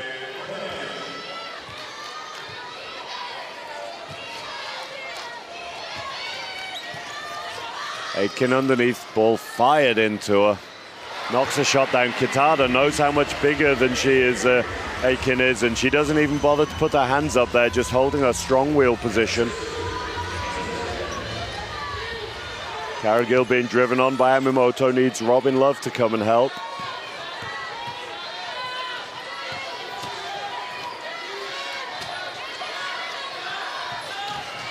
Tough pass inside by Higino, tough defense by GB, fighting for that loose ball there.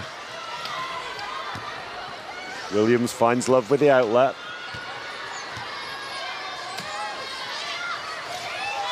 Aikens inside again, fed by Love. That one's just off the ring.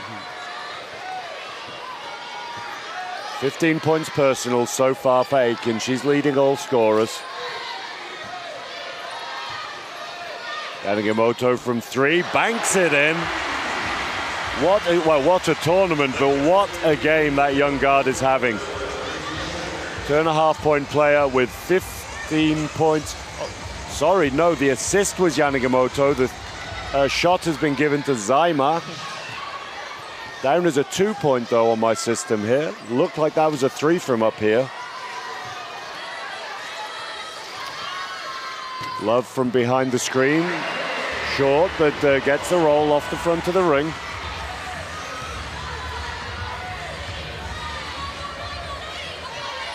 Zaima and Yanagimoto both with a lot of strapping on their right shoulders.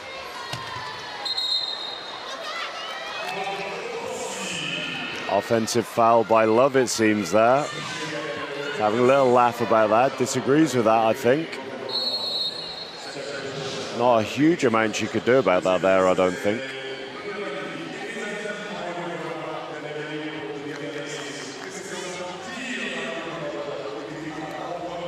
Referees again just going to check the monitor here.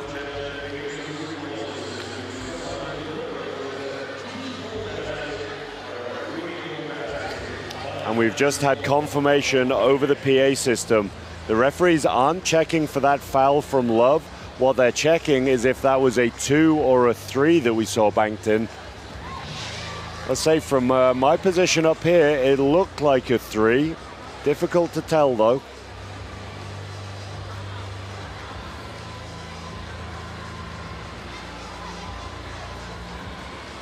Frustration on the face of Coach Vaquero. Check is over. We'll see what the referees have called here. They have signaled it was a 3.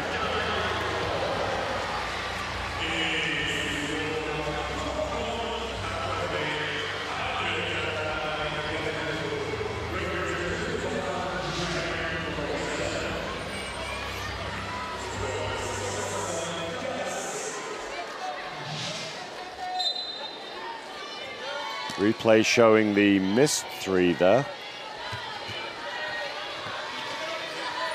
And I was correct the first time. It's initially on the system it showed the basket is being given to Zaima, but it has been given to Yanagimoto.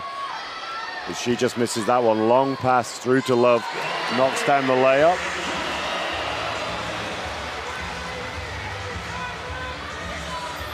Just a few technical issues with the statistics system here in Paris. Just being a bit lost as to who those points were given to, but corrected in the end, thankfully. GB out to a 10-point lead now, and Love needs an outlet. Finds Williams, does very well to control it. Great strength and great balance by Williams there. Catching that under pressure, being pushed.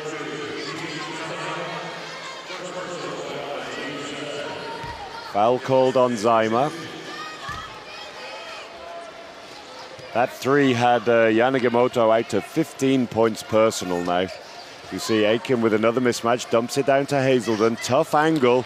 Aiken may have been better off taking that one herself. I think she had the easier look than Hazelden then, despite Hazelden being closer to the basket. Closer doesn't always mean it's the easier shot. Hazelden jumping Yanagimoto behind the three now, aware of the threat of her. Kitada doesn't get that shot to drop. She's struggling a little today. She is 0 of 15 from the field at the moment. Turnover from GB there. That is Love's 5th turnover so far today. Amimoto open behind the screen. She just hits off the back ring. Rebounded though by Hagino. Amimoto driving again, cuts through the lane under pressure from Love. And one for Amimoto. Great drive by her. Love just, I think, we'll see the replay here, was looking to reach a little early, losing control of her chair. Clear foul there. Great finish under pressure from Amimoto.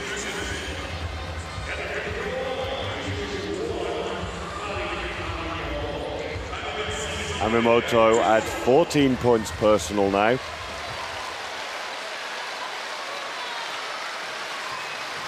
And her 15th from the line. She is shooting 5 of 7 from the free throw line today. Very nice shooting from her. Japan again with the press. 7-point lead for GB.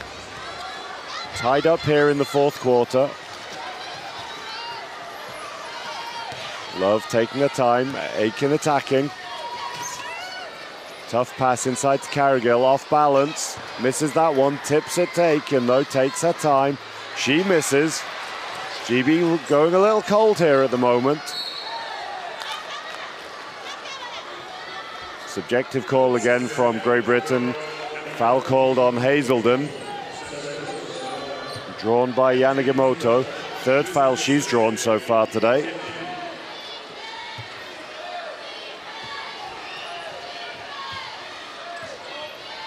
Threatens the three, tough catch there from Hagino, but Carrigill just switches off and gets beaten off the drive from Amimoto. Strong finish from her, and this is going to have to be a timeout from GB as you see this cut. Amimoto just cutting.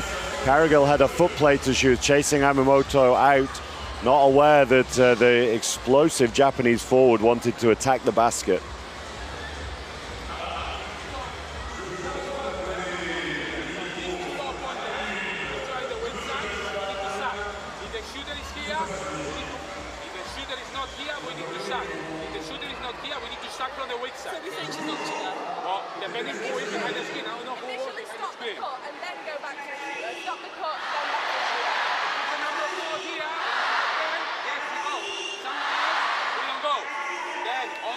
After a good defense, pass, hold, cross, and attack. Don't do any other thing now that we haven't done in the beginning of the quarter. We go up.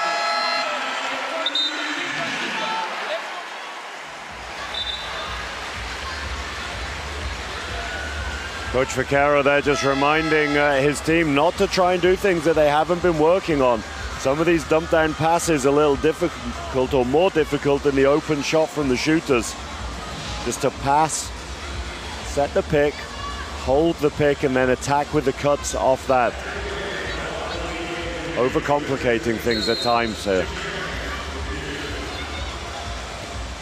On the defense, they're wanting the help to come from the weak side, away from the shooter, that they can take the initial shot away, but then to play safe inside. See Williams with the cut. She rattles that one in.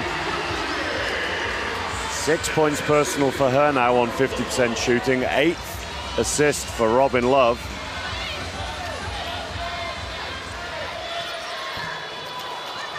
As we're watching that rebound, there was a three from Yanagimoto just missed. Offensive rebound again though for Japan. They've done well on the offensive rebounds so far today. Recycled, clock runs down. Amimoto knocks it down. Buzzer beater from Amimoto there. And these offensive rebounds starting to add up. That is 13 now for Japan. GB giving the Japanese team a few too many second shots.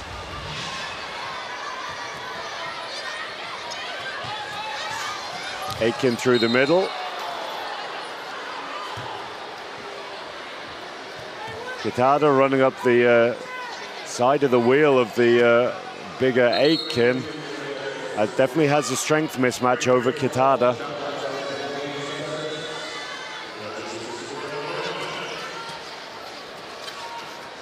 No foul call, just an incidental contact.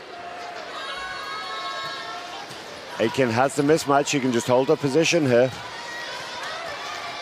Cargill is cut, leaving Aiken on her own, matched up. Cargill might be better staying on the side with Aiken there, as you see a missed layup for Yanagimoto. Tough one under pressure, but needed to correct her angle perhaps there. Fourth personal foul on Kitada there, going for the steal.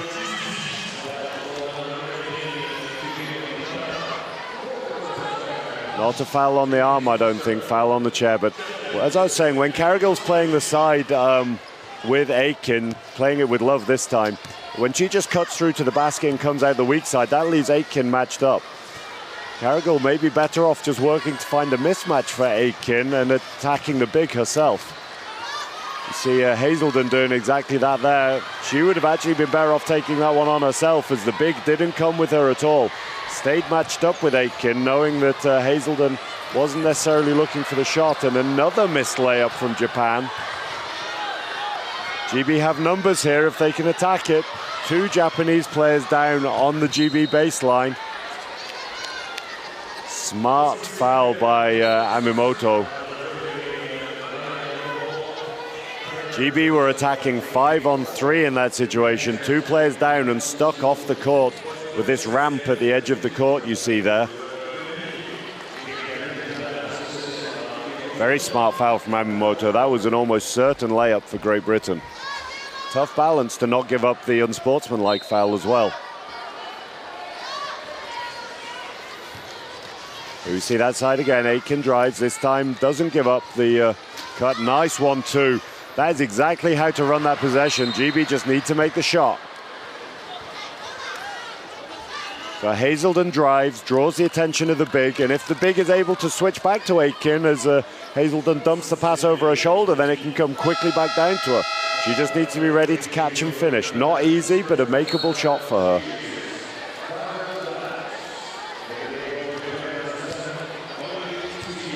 Team fouls from Japan means that Love will go to the free throw line for two here.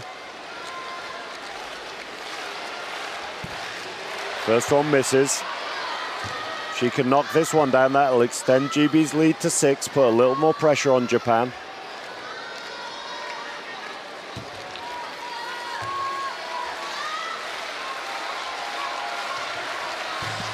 This one rims out as well. Aiken almost getting the offensive rebound, not quite. 1 of 4 from the line for Love now today. Yanagimoto drives through the contact. What bravery by the young Japanese guard there. Lands ever so hard, just reassures Love that she's okay. Good sportsmanship from Love, checking in, doing her best to get to that shot, but again, just leaving her foot plate hanging in there.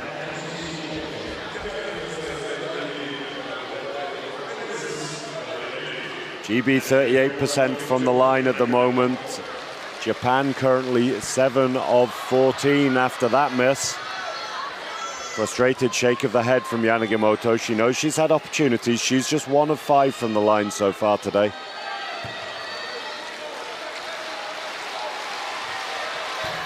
That one's just off as well. Both teams struggling currently from the free throw line. Yanagimoto hustling to save that one, doesn't quite, but pressed straight away from Zaima and Yanagimoto.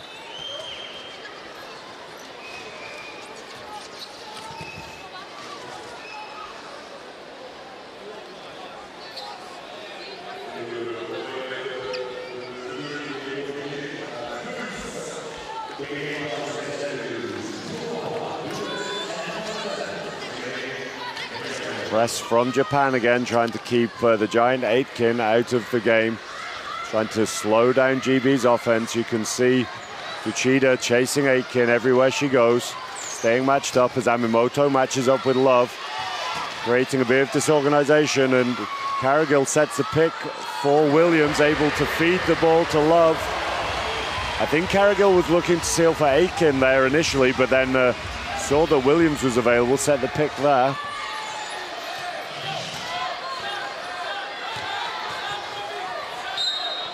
Hard contact from Aiken, well sold by Tsushida. GB also in foul trouble, so each of these defensive fouls from both teams are going to send the opposition to the line. Next free throws for Japan.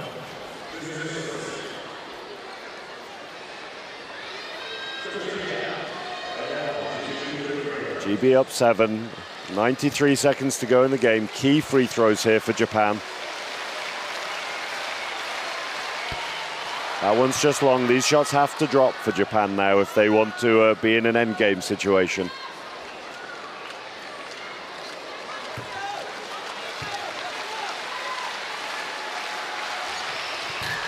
Second is shorter, but drops in off the ring.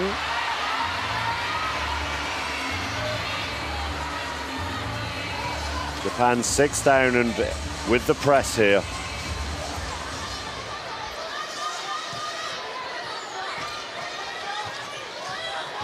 Cargill sets a pick again, opens up the lane for Williams. She drives.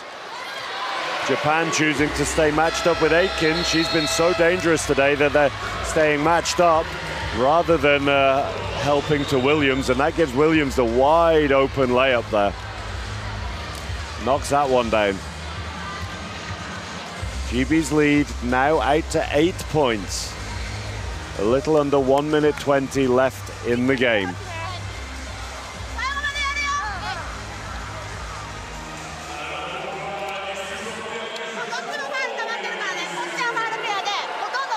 Looking at the scorers from Japan, they almost have 4 players in double figures right now. Unusual, but Amimoto has 19 points, Hagino has 11, Yanagimoto has 15, Tsushida just 1 point off with 9 so far. Captain Kitada has struggled today. She is 0 of 16 from the field.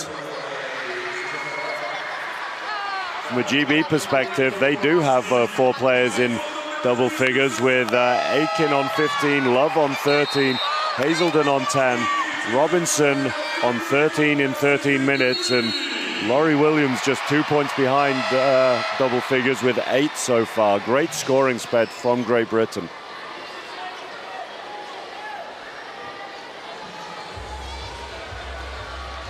You see Yanagimoto there closing in potentially on a triple-double. Might be tough for her now with just 1:20 to go, but fantastic performance from the 2.5-pointer.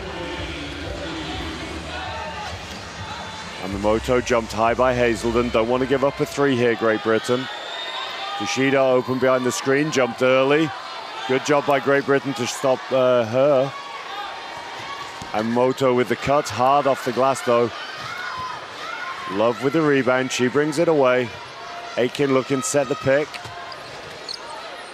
Ball moved to Cargill, she finds Williams, finds Hazelden, finds Love.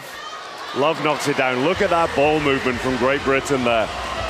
So many opportunities to take the shot. Love that gets the open look in the end. GB lead is out to 10 now with 48 seconds to go as we just see that ball movement again.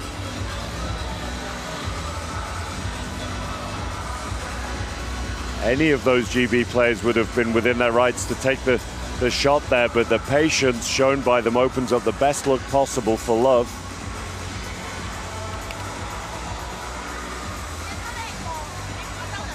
Love has picked her shooting percentage up significantly here in the 4th quarter. She is up to 50% now, 15 points, 13 rebounds, including 4 offensive rebounds and 8 assists for her, closing in on a triple-double.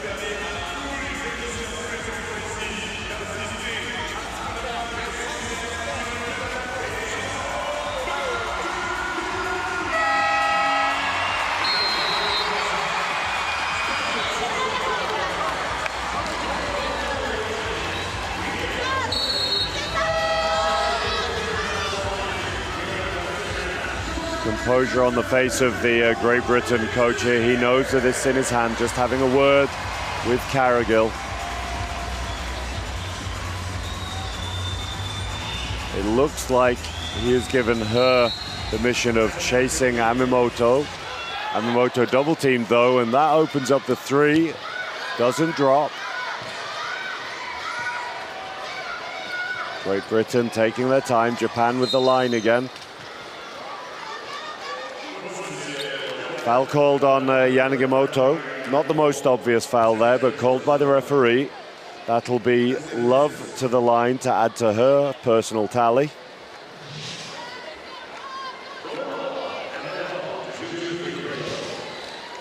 Robin Love 1 of 4 from the line so far. She'll want both of these to give her a bit of confidence going into the next game. First just rattles out. To hold her follow through a little longer there, perhaps.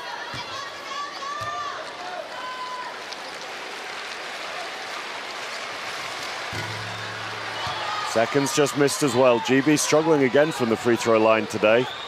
They were 2 of 12 yesterday, and they are 3 of 10 so far today. Long early shot by Amimoto doesn't drop. Good ball movement, another hard foul from Japan. A little too late with a fouling to put GB to the line here from a Japanese perspective. They're going to struggle to eat into a 10-point lead with just 24 seconds remaining. But what it does do is give Love the opportunity to pick up some extra points from the line.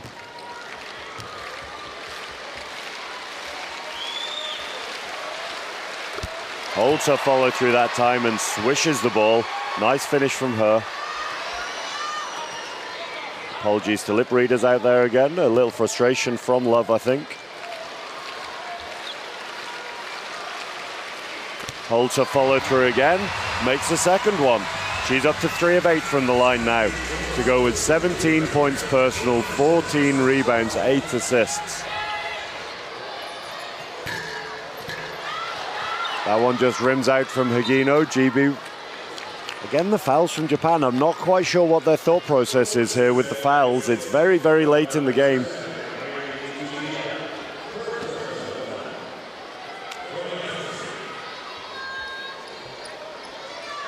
Jade Atkin to go to the line now with just her 3rd and 4th free throws of the day.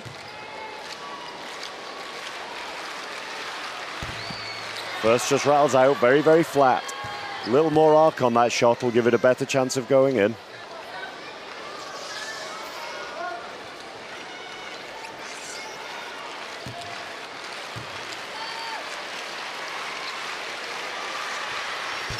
Long again. Hustles to get her own rebound. Tsushida picks it up though. Japan flying down the court. They want to get the last shot here. Yanagimoto just off the ring with that 3. The GB wall with 1.1 second remaining.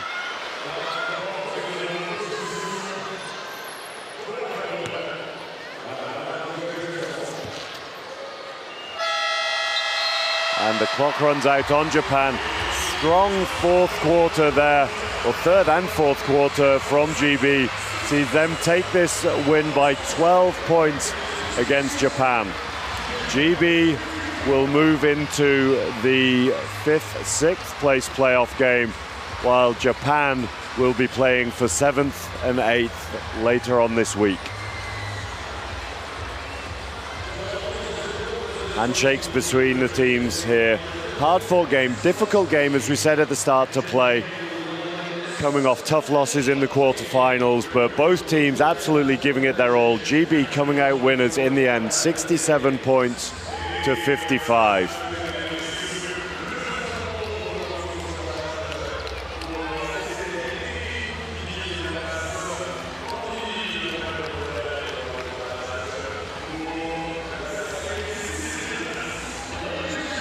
See that graphic confirming the score there again. 67 points to Great Britain, 55 to Japan. GB really picked up their scoring in the second half.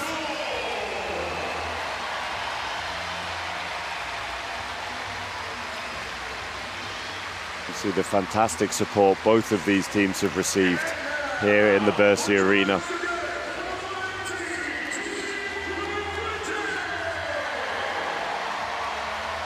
Look at the game stats here. GB shooting a much higher field goal percentage than Japan. They've been shooting a better field goal percentage than them all the way through this tournament. Japan with the better free throw percentage though, 47 to 36.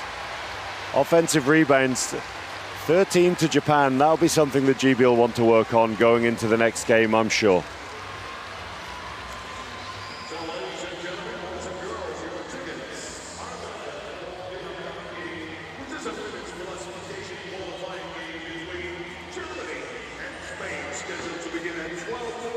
Take a look at our scorers here. Jade Atkin finished on 15 points, 17 for Robin Love to go with 14 rebounds and 8 assists, 10 for Joy Hazelden, a quick fire 13 at 67% shooting for Lucy Robinson, 8 for Laurie Williams, 4 for Sophie Carrigill. From a Japanese perspective, it was 19 for Amimoto.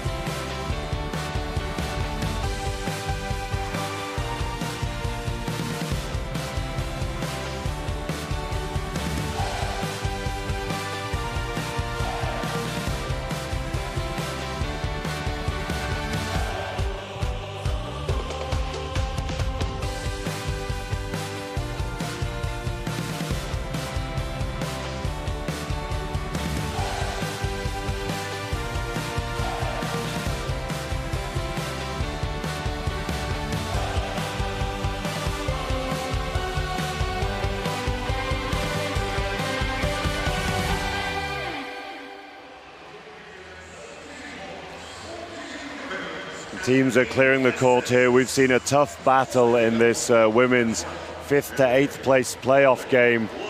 In the end, Great Britain coming out on top thanks to some great shooting by their forwards in particular. GB have taken this win 67 points to 55 against Japan.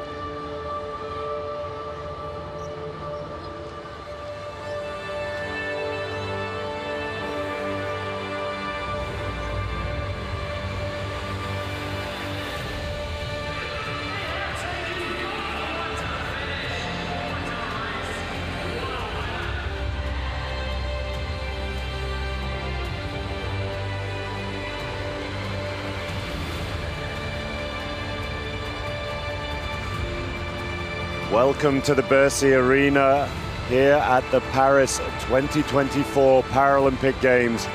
Day 8 of the wheelchair basketball here in the arena, and we have the women's 5th to 8th place crossover matches. Up next on the court is the match between Germany and Spain. Germany with a 0-4 record, as you can see there.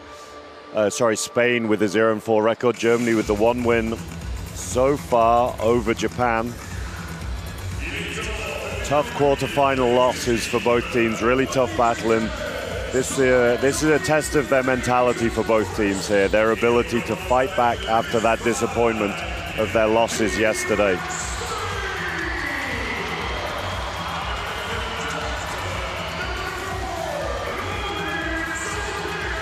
First up for Spain, Ortega, the 1-point classification player who's got 2 European bronze medals to her name. Veteran Sonia Ruiz, her 2nd Paralympic Games. Zudayer from the club Murcia, she's averaging 11.8 points a game, 6.3 rebounds, and 6.5 assists so far for Spain.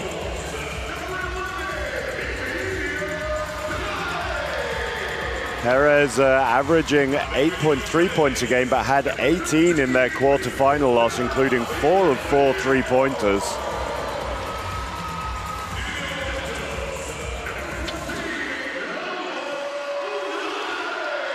Ugarte, the 1.5 class player, to her first Paralympic Games there.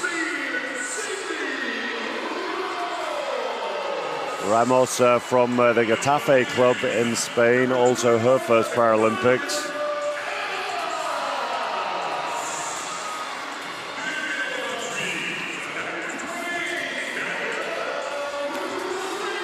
Rodriguez, a 20-year-old 3.0 class player, her first Paralympics.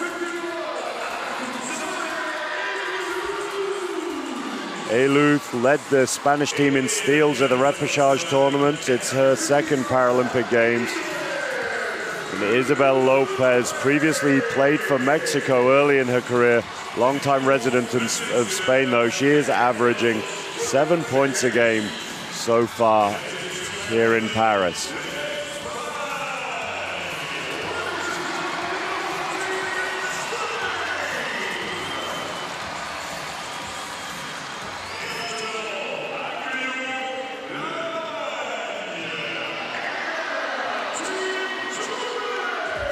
Next up, Team Germany, led out by their captain, Mareike Miller, and what a tournament she's having. 4th Paralympic Games, she is averaging 23.8 points a game, 12 rebounds a game, and a little over 10 assists a game, averaging almost a 24-point triple-double, Mareike Miller.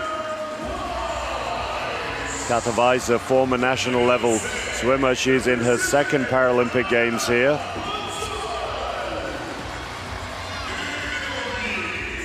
Veteran Anna Patzwald, 3rd Paralympic Games. She's been playing professionally in Cantu in Italy this last season. Vanariotis plays for the Tübingen club. Previously played the running game before her injury, 1st Paralympics. Lisa Bergenthal plays, is returning to the Cologne 99ers, in fact, having had a season in Trier, 2nd Paralympic Games for her.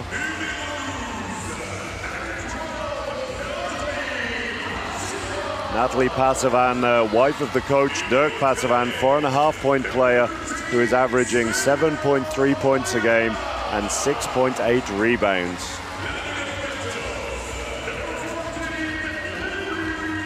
Lily Rose Salak, her first event with the national team, only started playing the game in 2019. And Marie Kier, coached by the German men's coach at the Thuringia Bulls up until he left to coach the national team, taken over by Andre Bienik there, her first Paralympic Games. Kier started playing just 3 months after her accident in 2019. Former national level gymnast. We're just going to take a minute to respect the anthems of both nations here in the Versailles Arena.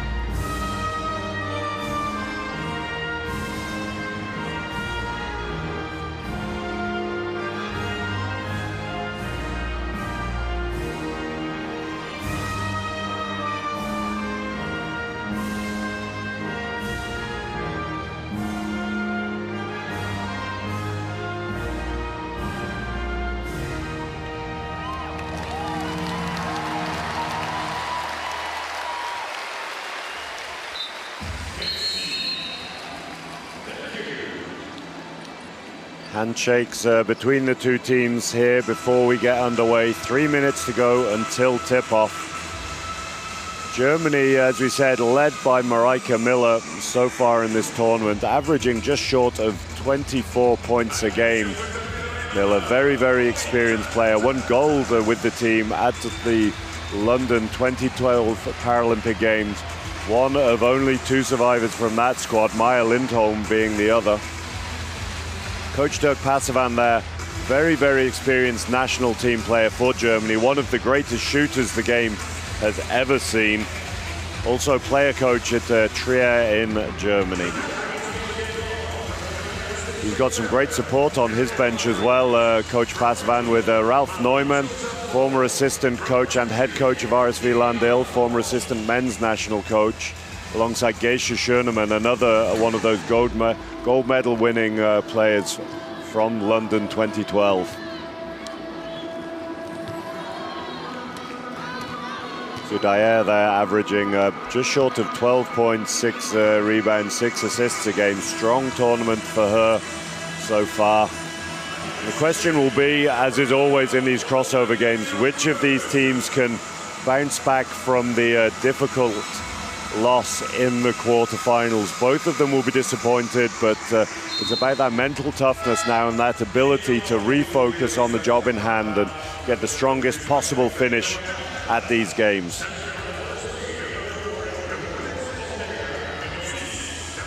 We said in the build-up, Virginia Perez, somebody who had been getting 8 points a game leading into their quarterfinal, but an unbelievable 18 points and 4 of 4 threes for her. As we just see the starting lineups there, no surprise from either side. Germany starting with Miller, Weiss, Patzwald, Passevan and Maya.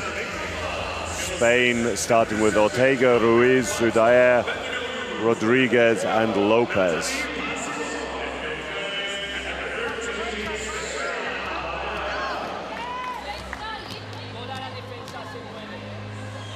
Coach Frank Belen for the Spanish team coaches the Murcia club in the Spanish league. He's had various roles within French national teams between 2007 and 2012, and the Republic of South Africa team from 2012 till 2016. Very, very experienced coach.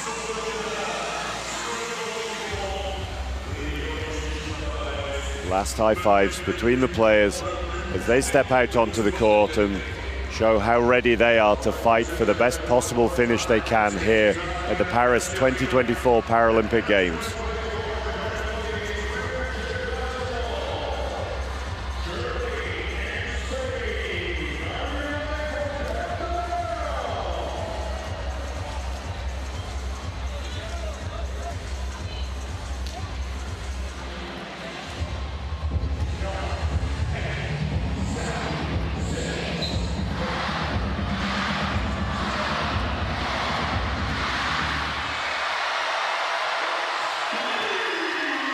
And Germany win the tip and get us underway here in the Bercy Arena. Paris 2024 Paralympic Games, women's wheelchair basketball, 5th to 8th place playoff match. We have Germany against Spain. Miller swings the ball to Pasavan. Early screenshot from her, doesn't quite drop. Capable of making shots from out there, Pasavan, but prefers the inside shots if possible. Ball fired in to Lopez there. Might have been better just floating that pass into her there. She was matched up with the smaller Weiss, I believe it was. And could have just been dropped into her rather than fired quite so aggressively. Miller taking her time, running through the double picks here.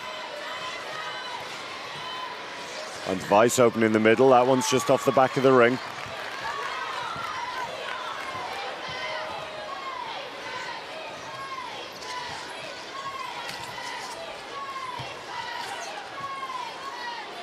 Zudaya taking her time.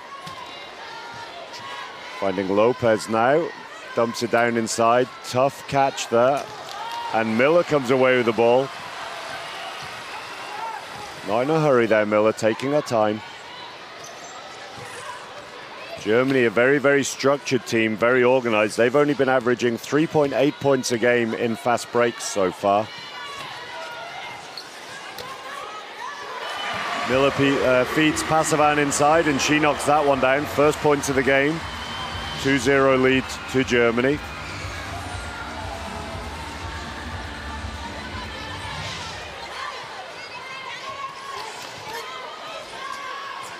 Shot from the top from Zudaya is good.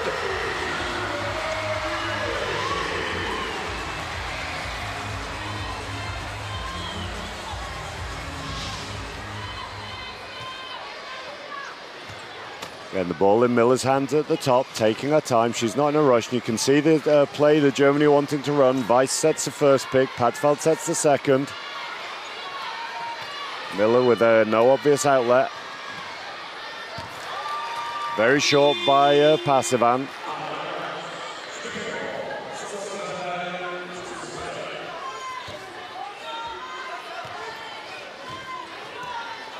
Spain sitting inside on their defense at the minute. They're not wanting to give up these picks as Miller drives around the middle. So sitting inside, waiting to see what Germany are going to create out of the offense, trying to limit them to middle distance shots.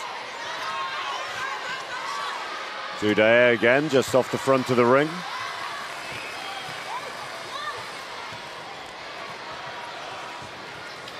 Maya's driven the baseline, but nobody's following her. Miller trapped at the wing at the moment. Maya open. Takes it in the end under a lot of pressure. Shot doesn't quite drop. Nervous start from both teams. Just 2 points to 2 after 3 minutes here in Bercy.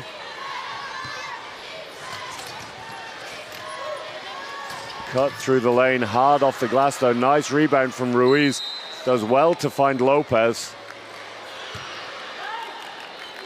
Great strength by the Spanish center there, just ripping the ball off Patzfeld. And that's not easy to do. Patzfeld, one of the strongest low pointers in the women's game.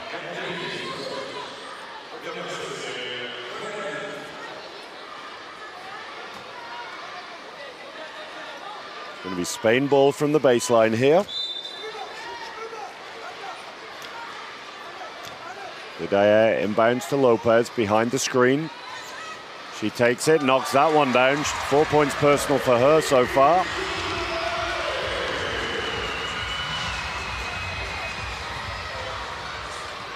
See Germany just a little late on the jump, not wanting to give up the inside look to Lopez. Change of offense this time. It's going to be Maya and Miller playing aside together. Miller gets her first look, doesn't drop.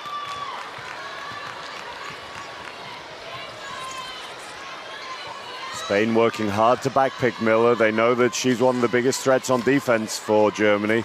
Trying to keep her out of the game, create the mismatch elsewhere. Lopez with a shot over Maya, foul called.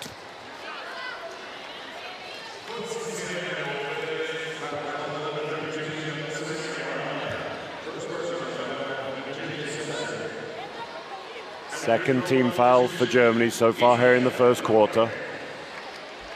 Spain lead 4 points to 2 after 4 minutes.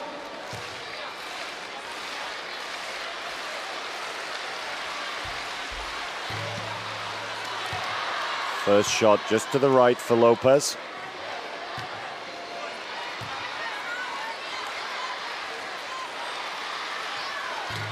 Second is short, but rolls in. Extends Spain lead to 3, 5 points to 2 here.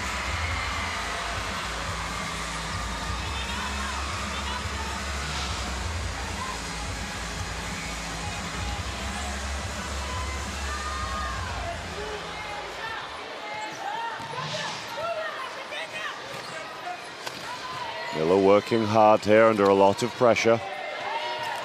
The spin and reset, dumps it down to Maya. She can't quite get that one to drop. Rebound picked up by Lopez. Long passes on. Fires it over the top. Finds Zudaya. Pulls out though under pressure from Patsvald and Miller.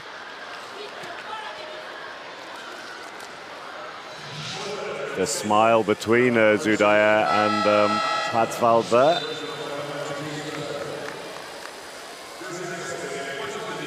Second foul early here by Anna Patsvald. We see Marie Keir ready to check into the game. Marie Keir, relatively inexperienced, she said only had her accident in 2019, began playing 3 months later, the former gymnast, but has been playing with Club Thuringia Bulls for a fair while now, and they're one of the highest level teams in Europe, picking up a lot of experience there, playing with some of the best male and female players in the world. Played alongside Jitske Visser for a couple of years there, so no doubt learned a lot from the very, very experienced Dutch one-pointer.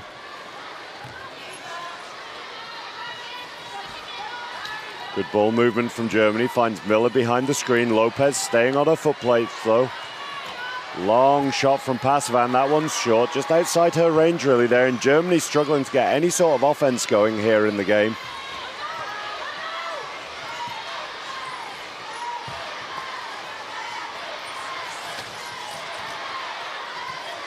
No easy outlet for Zudaya.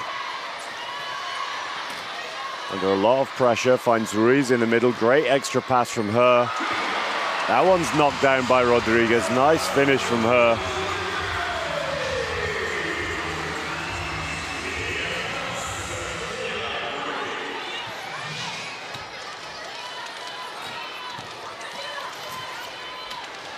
Miller dumps it inside to Pasavan, blocked from behind by Lopez. Nice hands from her.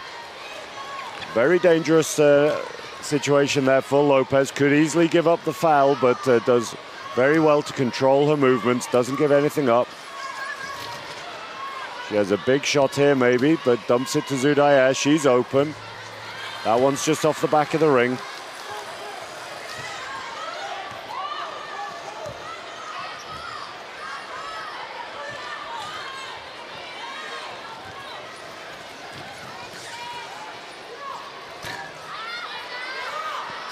Shot missed by Miller, but rebound picked up by Pasavan.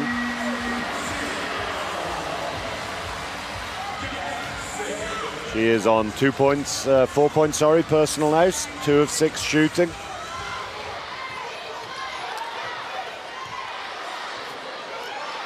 The ball fired into the face of the Spanish player there. That looks very painful. Pasavan knocks that one down over Ruiz and one. Natalie Pasavan with all of Spain's points so far, Germany's points so far, sorry. See the contact from Ruiz underneath on the chair there.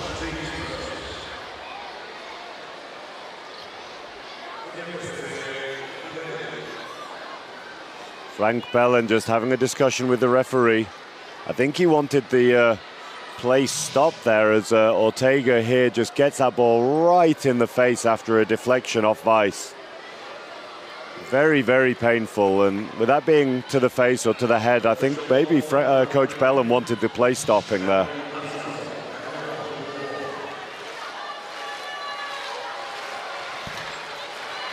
Free throw to tie the game, just rattles out from Pasavan there.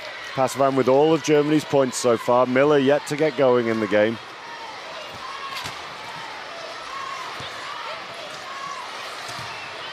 Dyer moves the ball into Lopez. Mismatch for her if she can use it.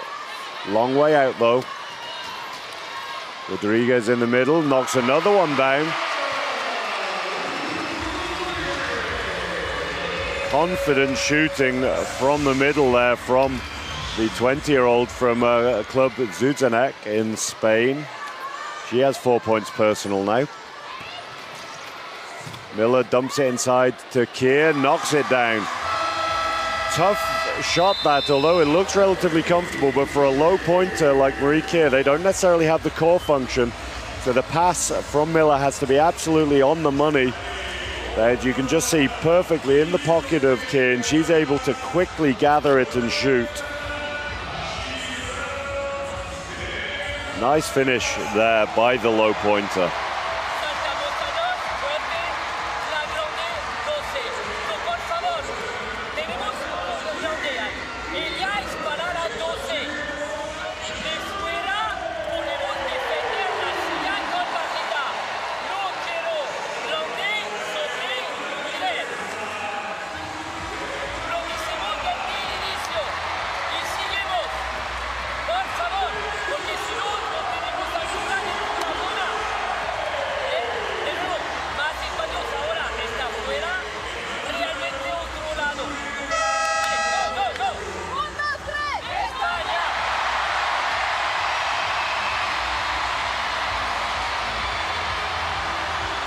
Timeout from Coach Bellin there, telling his players they need to stay on the foot plates of these bigs. It's the looks that Miller is getting when she's double jumped and gives up that easy layup. She's double jumped because she's on the mismatch. If the bigs are able to stay matched up with her, she won't have those mismatches and there won't be the dump down to the lows.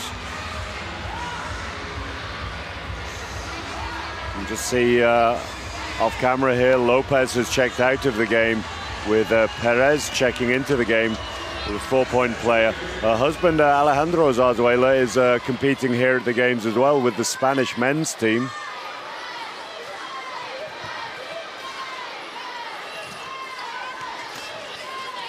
Dyer behind the screen, a long way out though. Triple switch comes. Great ball movement by Spain. Perez open from the outside. That one doesn't quite drop. You can see the triple switch and then the fourth man having to come over for Germany, just leaving Perez with a 2-on-1 situation there for that open look. Miller open from the baseline. Can't get that one to drop. A little off balance. And Spain have numbers here if they can attack it.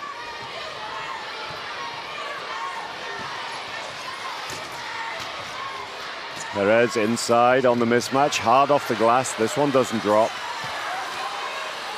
Both teams, unsurprisingly, really playing a little tight here. It's tough to bounce back after a quarterfinal loss, especially after how late some of these games are. Pasavan inside under a lot of pressure, close to a 3 seconds call there. Meyer underneath, tough finish for her, and Germany now up by 1, 10 points to 9. You see that feed again from Miller to Pasavan, Pasavan to Keir, great ball movement. Maya off balance a little, shooting across her body.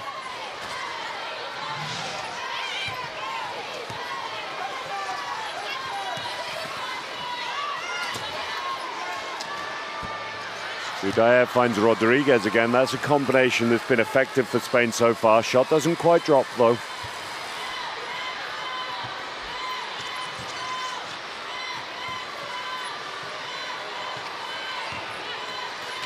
Miller behind the screen, moves the ball.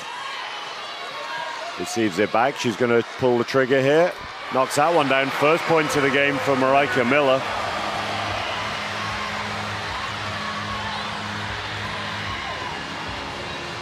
Germany extend their lead to 3, 12 points to 9 here in the first quarter. Zudaya dumps it down. Tough finish there. Ruiz battling for the rebound. Pasavan just about holds on. 2-on-1 here for Germany. Weiss trying to just wrap that pass around there to Maya. May have been better going over the top rather than trying to wrap it around the front of the defender's chair. 10 seconds on the game clock here in the first. Spain not in a rush, need to get it over though. Clock counting down. Fake by Zudaya. No awareness of the shot clock there. She was just shouting to the bench. She didn't hear it. She didn't hear any call. It's one thing not hearing it, and the coach saying that it's not just his job or the bench's job to say it, that the player needs to be aware of the shot clock as well. So first quarter here, low scoring affair at the moment, 12 points to 9. Germany lead over Spain. Difficult for both teams to get any rhythm at the moment, struggling to recover from yesterday perhaps. Germany with far more offenses at the moment, 16 shots for them to Spain's 11. And it's Germany with the 3-point lead as we see that finish from Pasavan. Pasavan has 6 points personal so far, then 2 for Maya, 2 for Keir, and 2 for Miller. While for Spain, it is 4 points to Zudaya, 4 points for Rodriguez, both shooting 2 of 4, and 1 point from the line for Isabel Lopez at the moment.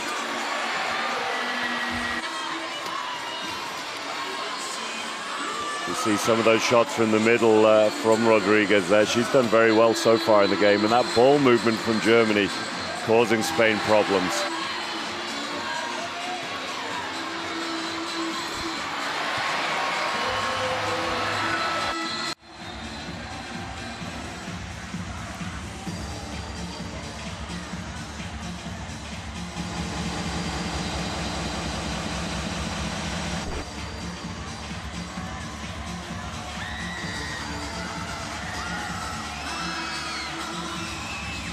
Subs again from Germany here to start the second quarter. Anna Patzfeld, after her 2 early fouls, has checked back into the game.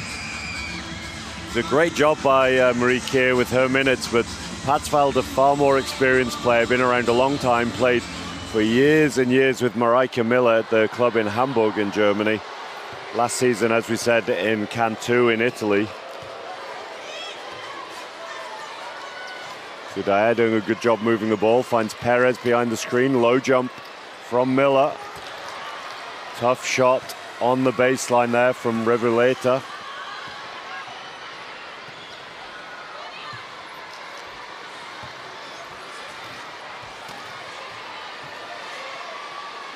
Miller working with Weiss, looking for this double pick. There comes the second from Maya.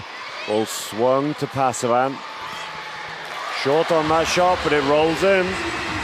Good touch from the German forward.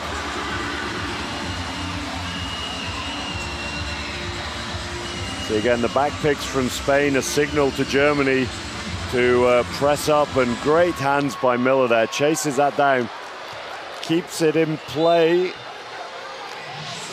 Coach Bellin disagrees. We'll have a look at that here on the replay. Hustling to keep it in play. Ball went out the other side anyway, though. Nice tip round the back, though, by Miller. Zoudayer dancing behind the screen at the moment, driving. Good ball movement again. Perez is open. Germany happy to let her shoot at the moment, it seems, and that's her first make. But as we saw in the quarterfinal, very capable of heating up is Perez. She went 4 of 4 from the three-point line in their quarterfinal loss.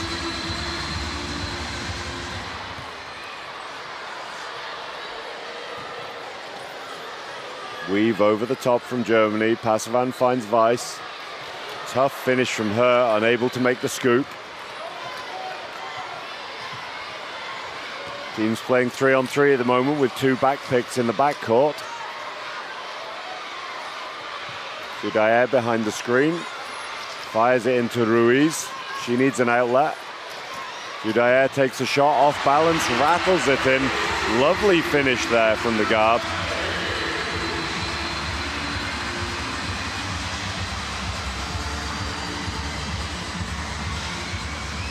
Just off camera, we see what a lovely seal from Patsvald, but the pass doesn't get to Pasavan. She comes out and receives it instead. Pulls the trigger again from behind the screen. This one doesn't drop. Lot of shots early in the game to Pasavan. She has taken 9 of Germany's 19 shots so far. Offensive foul called against Ruiz there.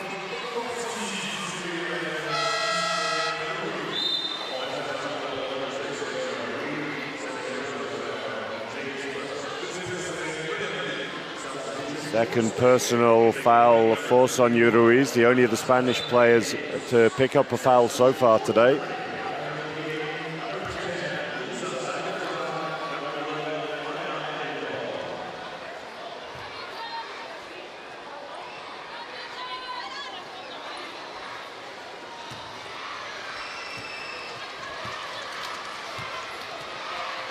See a change of setup for Germany here, bringing their guard unit in rather than playing with their 2 bigs. Lisa Bergenthal checking into the game for the first time, along with the veteran Maya Lindholm.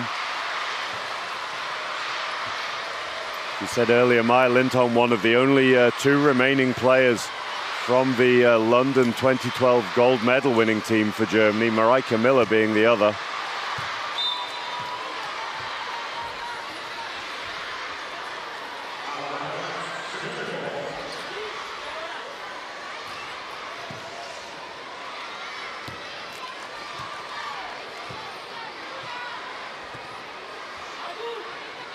So this German lineup a little quicker now with only 1 one-pointer on the floor. Lisa Bergenthal, a dangerous outside shooter on her day. As we see there, takes that first one with absolute confidence, knocks it down.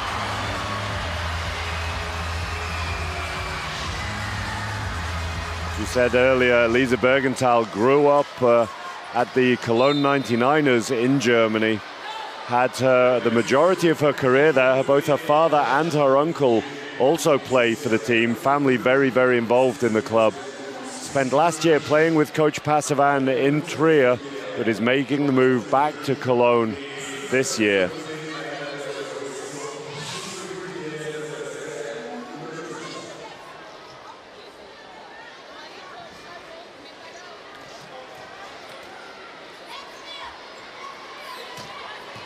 Spain ball from the sideline, finds Perez. Doesn't look at the shot yet. Zoudayer behind the screen. Good pressure by Miller. Zoudayer goes off the glass, can't get it to drop. Miller with the ball though, she comes away off her foot plate though. Gonna have to hustle. Does well to pick it up. Good control by Miller there, not going out of bounds or losing the ball. Bergenthal open behind the screen, dumps inside to Meyer though. She can't quite get that one to drop.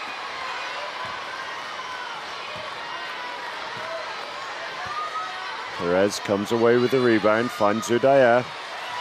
Great seal along the baseline for Spain there. Ball doesn't come though to Perez. Germany do well to match up. And they're now behind the screen, pulls the trigger. This one's good. She's out to 2 of 5 personal.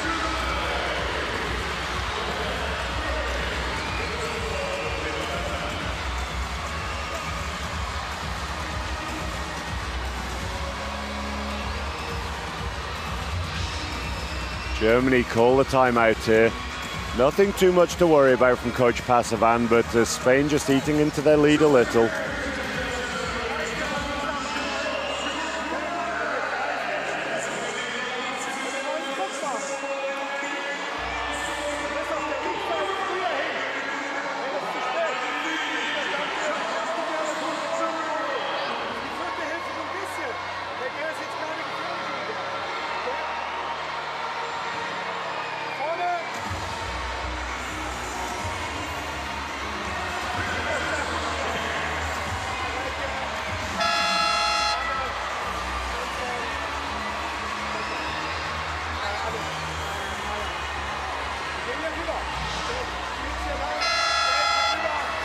Coach Pasavan just explaining the changes he wants to see in offense and on defense. Needing to find Bergenthal behind that screen.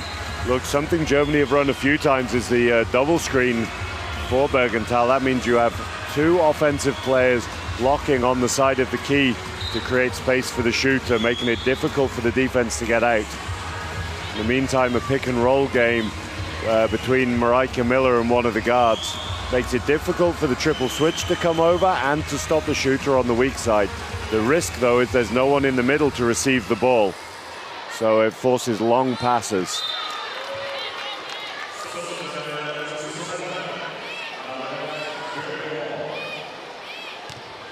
No foul called here by the referee. Miller asking for the contact against the head, I think.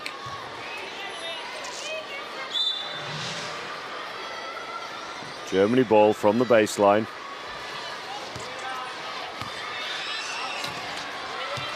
Lindholm and Miller running the pick and roll together. As we said, two players who know each other very, very well from Hamburg, along with Anna Patzwald.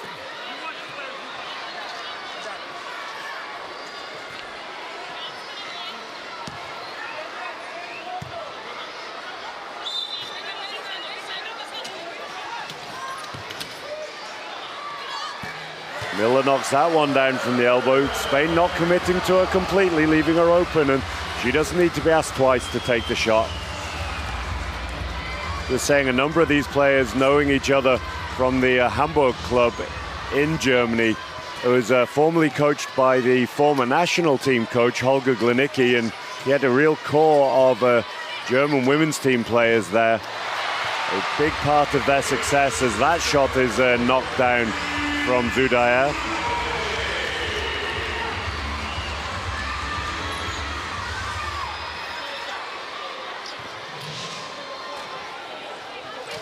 Miller under all sorts of pressure behind the screen. Tough pass across to Bergenthal. We talked about that. These swing passes are difficult. It's the risk that you take when you just play with two sides and no one in the middle is that your passes are a lot longer and allow jumps into the passing lane like that.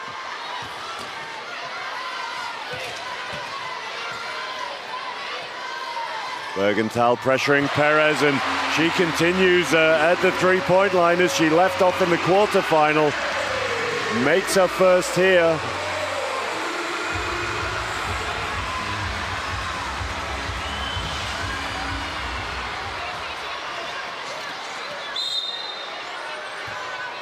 Foul from Zudayer on Miller, I believe it was.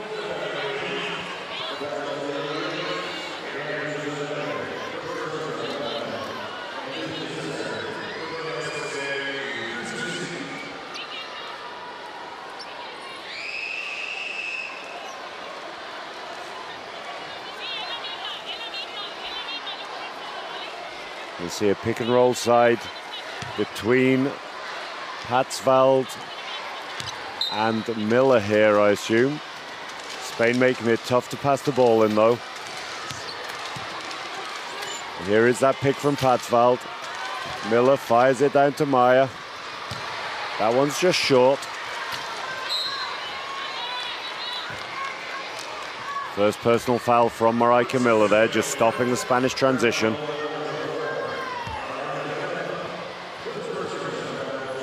Svenja Maya struggling a little early in the game. She's shooting 1 of 5 at the moment, and Spain are testing her a little. They're leaving her that space.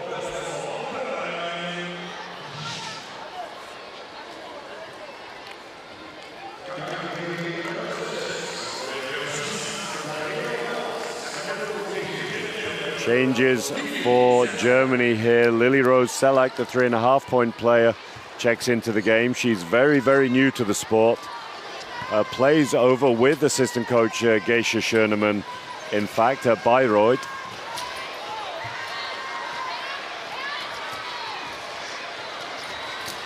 Shot from Perez from outside over Patzwald. Starting to get her confidence after that three, perhaps. We see smiles there. Knocks that one down with the fadeaway. Spain lead by 4 now. 13-6 so far to Spain here in the second quarter. Germany struggling to find their rhythm on offense. You see that double screen we talked about for Bergenthal? Bit too big of a gap between Weiss and Patzwald. They're allowing the jump through the middle. Key for the screeners there is that you don't want to leave too big a gap that the jump can come straight out. Very, very difficult to swing the pass if the jump can come through the middle of the screen. On the other hand, you want the screen to be as wide as possible, so a difficult balance.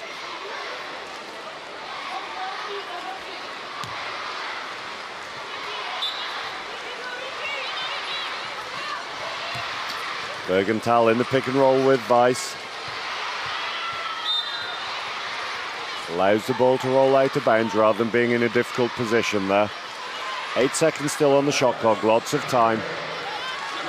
Selak and Miller looking to run a power side. Tough pass in from Patzwald. Great strength by Weiss though. Bergenthal had to receive that really as the three from Miller's a little wild. 24-second clock runs out. The Spain ball from the sideline. That ball really had to go into Bergenthal there, but she wasn't ready for it, so pass was forced into the one-pointer under a lot of pressure.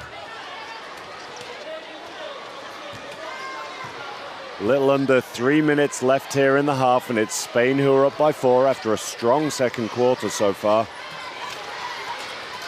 Tough pass inside, great strength there to get hold of that one. Tough finish and a foul on the offensive rebound attempt there by Spain.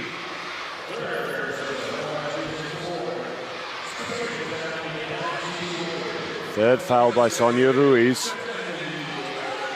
Spain now have 4 team fouls here in the second quarter. One more defensive foul from them. And they, Germany that is, will be shooting free throws. See the power side again between Selak and Miller. Not quite got the pick at the moment. Spain teasing them a little, not committing to the jump fully. Shots missed by Miller.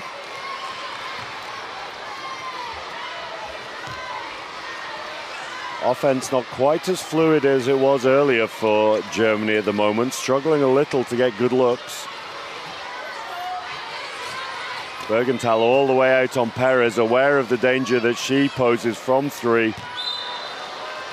Tries to draw the contact, but that is a great chair defense from Selak. Not putting herself in a position where she's going to foul, making it clear that she's defending with her big wheel. Bergenthal and Selak checking out of the game, and Germany going back to size, but with Amanda Fanariotis checking in for the first time today.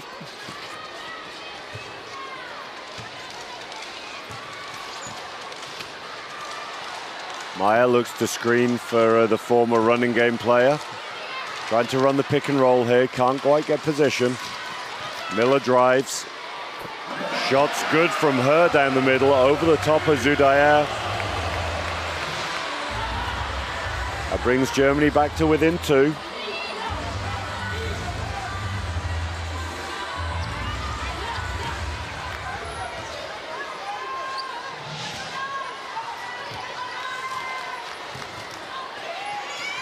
Hard-nosed defense from the 2 German 4.5-point players here. Not letting Perez find a good position. She keeps working though, and rebounds can't quite get wrapped in by Fanariotis. She just loses it. The Spain ball with 14 seconds to go in on the shot clock.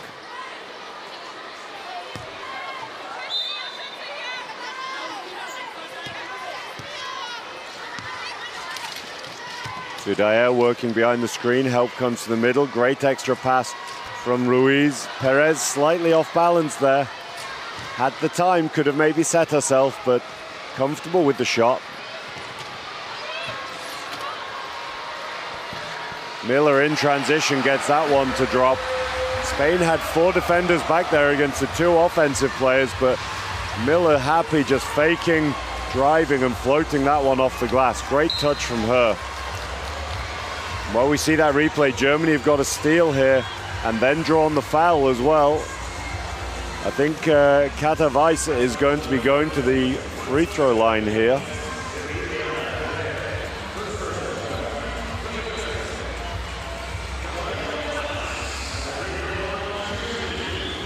Game all tied up here with just 42 seconds left in the half. Weiss with the opportunity to break that deadlock.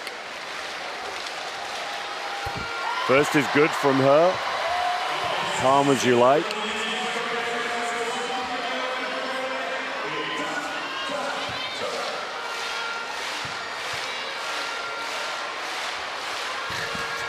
Second is good too, a little short, but has a touch to roll in off the front of the ring. Germany up 2. Pressed by Germany now, trying to limit the time that Spain get in offense, but lack of concentration there. Give up the open layup. Can't afford to do that in the press. Absolutely key when you're pressing in wheelchair basketball that you check your shoulders. You have to be aware if anyone's broken through. That's just communication and awareness from Germany. Spain tie up the game. Triple switch comes. Seal over the elbow from Patzwald. Panariotis can't follow it though. Finds space on the baseline. She rolls that one in with the clock running down. That gives Germany a 2-point lead going into halftime. Great comeback here from Germany. They were in a little bit of a hole for a while in the second quarter after their offense just stuttered, but they've got their composure back. And Germany lead going into halftime, 26 points to 24. Very low scoring here in this crossover game at the Versailles Arena. Frustration on the face of Coach Bellin then. They played good defense for so long, but it's Germany who take the 2-point lead going into halftime. The quick look through the scorers for Germany first of all here. Marie Kier has 2 points. Svenja Meyer struggling a little, 1 of 5, but she has 2 points. Nati Pasavan has 8. Lisa Bergenthal has 2 on 1 of 1 shooting. Fana Riotis also 1 of 1 shooting, 2 points for her. Kata Weiss 2 points from the free throw line, and Marika Miller 8 points personal so far to go with her. 5 rebounds, 6 assists, on the way to another triple-double, I think, here.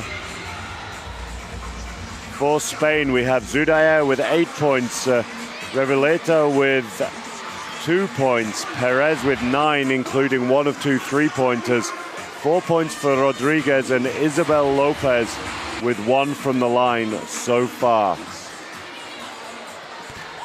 We are going to take a short break as we see these highlights here from that first half action. Strong shooting in patches from both teams, but you can see the nerves and the lack of focus at times after tough losses in the quarterfinals yesterday. But it's Germany who have taken the lead going into halftime. Germany have 26, Spain have 24 here in this women's 5th to 8th place playoff crossover match.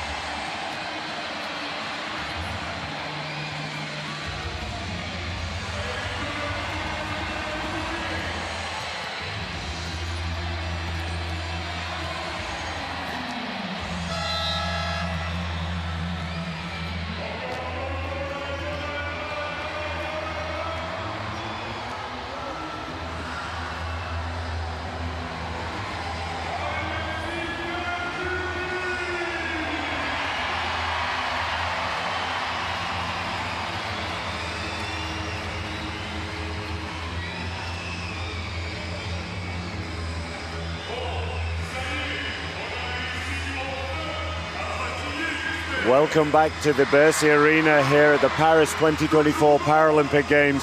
We have women's wheelchair basketball, the crossover games for the 5th to 8th place here, and a tight, tense, nervy game between Germany and Spain.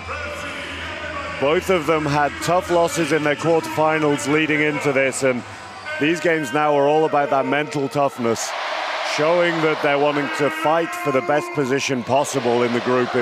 It's a big difference if you finish 5th in the tournament or if you're battling out for the wooden spoon in the 7th and 8th place playoff. Germany, coming into this second half, have a 2-point lead, 26 points to 24. Natalie Pasavan and Marijke Miller both with 8 points for them. Nobody else with more than 2 at the minute. From the Spanish side, it is Perez with 9 and Zudayer with 8, leading the scoring.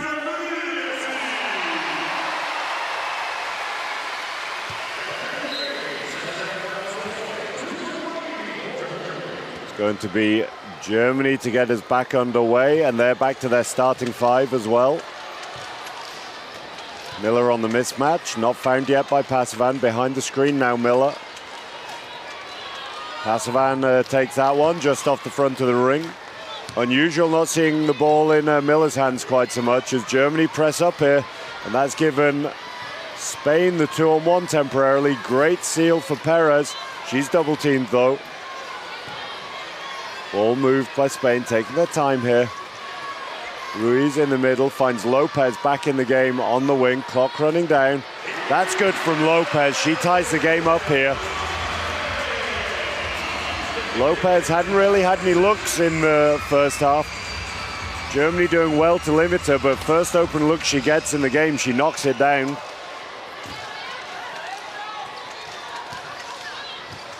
Pick from Patsvan in the middle. Miller following the picks. Patsvald rolling. Difficult layup from her, straight in. Showing her strength there, the ability to catch the ball over her shoulder and quickly get the finish up in the air. Again, two players who know each other very, very well from their time in Hamburg.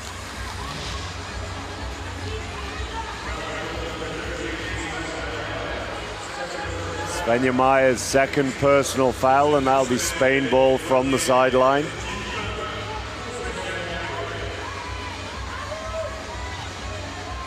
Germany pressuring up, still wanting to limit the time that Spain have to play offense. GBR driving, finds Lopez. Pasavan just gave her a little too much room there, recovered well though to pressure that shot. Lopez getting back to the foot play of Pasavan, just switching off for a second though, beaten by the cut.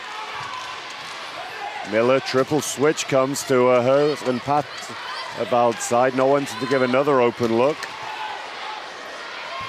Miller knocks that one down. Zudayer doing her best to sell the offensive foul there. The heavy foot plate coming in from Miller, but not called. We just see that from Zudayer there, trying to sell that. Referee not buying it though. Off camera, that was a tough pass over from Lopez to Zudayer. Sorry, to Eluth. Zudayer, long two, just rattles out. Germany have opened up a little lead here, 4 points up now.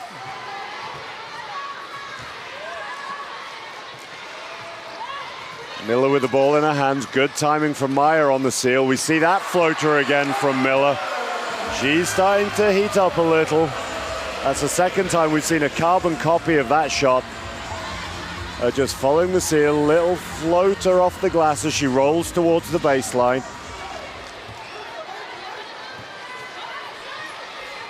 Good flat line by Germany there, not giving up any picking angles at the moment.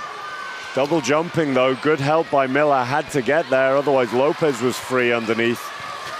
Bit of a lack of communication there to double jump. Zudayer has been shooting well, but you don't need to jump her with two players.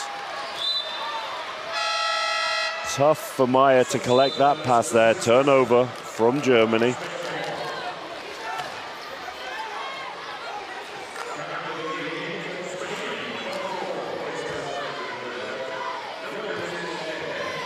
Lourdes Ortega checks into the game.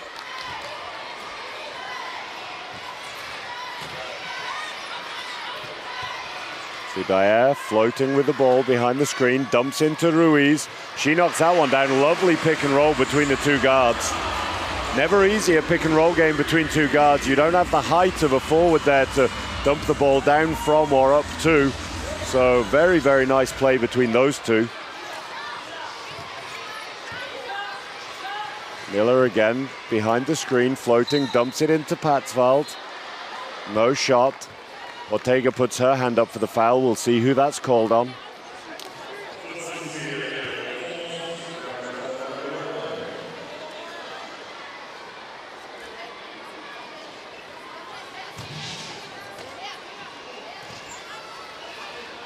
That was called on Perez over the PA here in the arena. That was definitely not correct though. It was called on number 4, Lourdes Ortega. Miller available in the middle, strong pass, Meyer open. She just misses that one. Good rebound by Zudayer, just holding on under pressure. Good outlets by Spain. They need another now though. Going to be an 8-second call if they're not careful. Good composure by Spain. They weren't hurried whatsoever there, took their time. Zudayer behind the double screen, good work by Ortega, opens up the space. Shot doesn't drop though. Germany attacking in numbers now, 4-on-3. Miller does well to find Pasavan. Control there from her is good. Can't get the first to drop. Picks up the offensive board though. Knocks that down.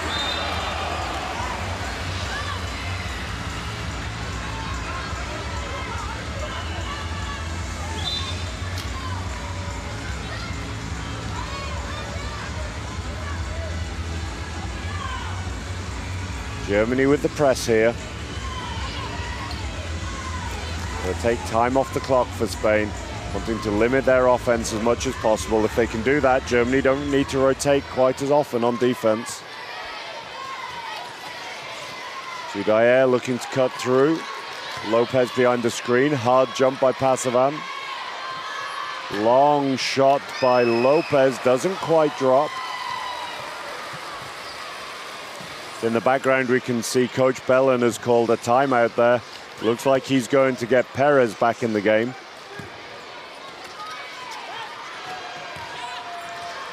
Miller cuts baseline, receives it back, fades away, knocks this one down. Beautiful and one by her.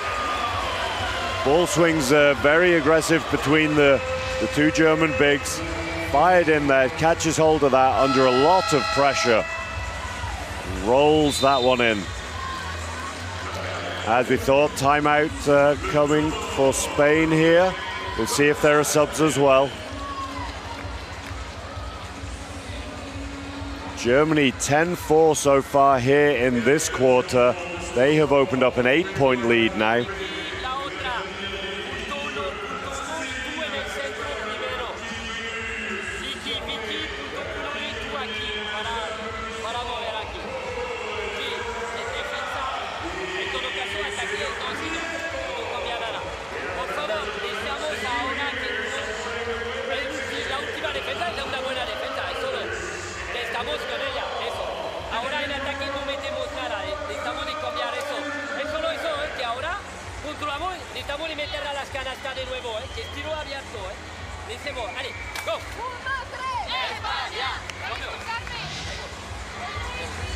You see some frustration on the face of Coach Bellin there, and his timeout there just instructing Perez what he needs from her as she comes back into the game.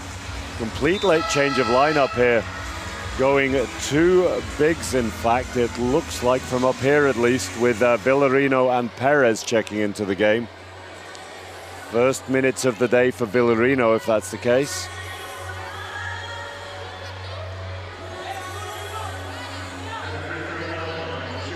Villarino, another veteran of this team from Vigo, plays at the Murcia club, coached by Bellin.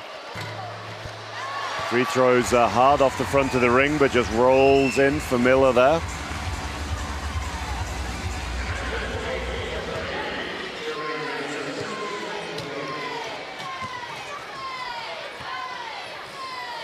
Perez taking her time, high line from Germany. Perez with a lot more ball handling responsibilities now. They've gone to the two bigs, Spain, as opposed to their guard-orientated lineup. Perez pulls the trigger. That three doesn't drop for her. She was absolutely on fire from the three-point line in their quarterfinal loss to the Netherlands, going 4 of 4, Virginia Perez. Great pass from Marika Miller there, half-court pass, but just losing control of her chair at the same time. And an offensive foul from her there. Germany aware of the size advantage that Spain have, looking to backpick Perez here, take her arms away. Ruiz under pressure, Perez behind the screen, dumps it down. Tough finish there, doesn't drop.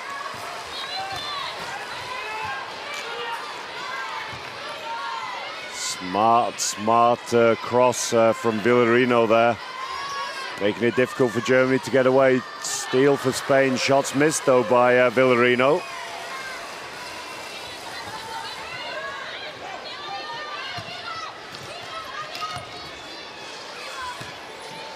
Pasavan fires it into Miller. Little slow rotating the ball there though. If that pass gets there earlier, then it's more difficult for Perez to pressure the shot.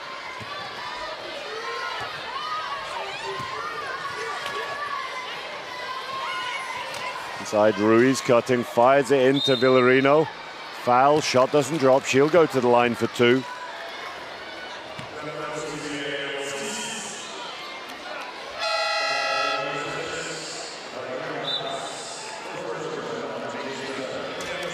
First personal foul for Katowice, 3rd team foul of this quarter.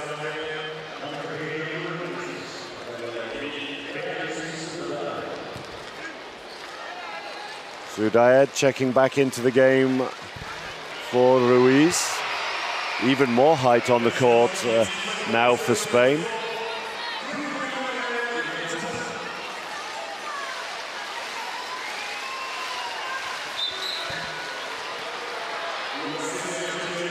That'll be one more shot to Villarino as one of the German players entered the key too early there. Got to wait till the ball's released. That free throw's good. 2 from 2 from the line for Villarino there. Germany with a 7-point lead now. Strong 3rd quarter so far for them. Miller spins, feeds inside to Patzwald, dumps it back to Miller. Smart play by Patzwald there. Doesn't want to take too many risks with that difficult shot, so finds her captain. Fast break though for Spain, and Zudaya rattles that one onto the bottom of the ring. She'll be disappointed with that. She had more time. Faked by Miller, drives, dumps inside to Maya. Blocked by Perez, picked up by Weiss. Miller open, decides to recycle though. Plenty of time here, swings the ball to Passivan. She takes a shot from behind the screen. Short again though, picked up by Patzwald. Lots and lots of opportunities there for Germany. Not able to capitalize though, but Patzwald will go to the line for 2 here.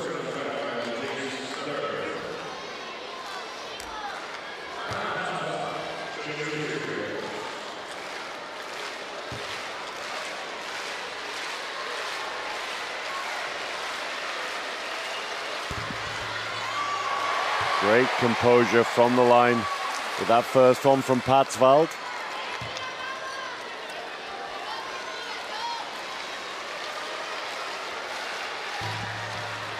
Second is good as well. One of the most composed players in this German team, Anna Patzwald. She's been there and done it all, either playing in Hamburg or now taking the step to play professionally in the mixed league in Italy with Cantu. Good pressure from Germany, forces the backcourt violation from Villarino. Germany just looking to turn the screw a little bit here. Lead out to 9 now.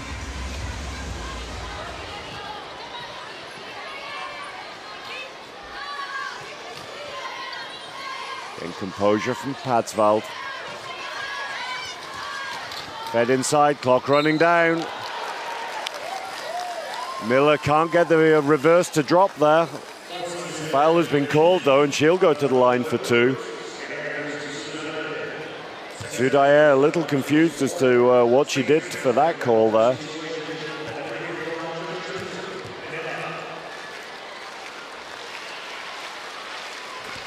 First is clean from Miller there, nothing but net.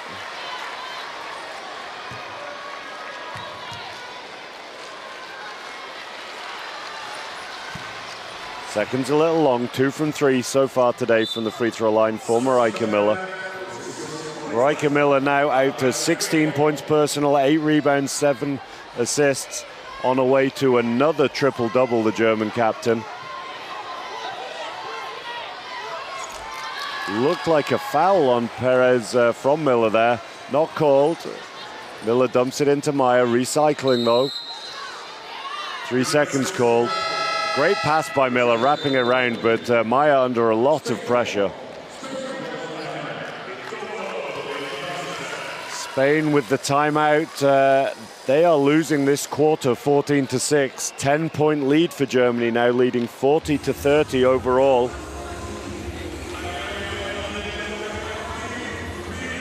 Have a little look through our individual scores here. 2 of the German players in double figures.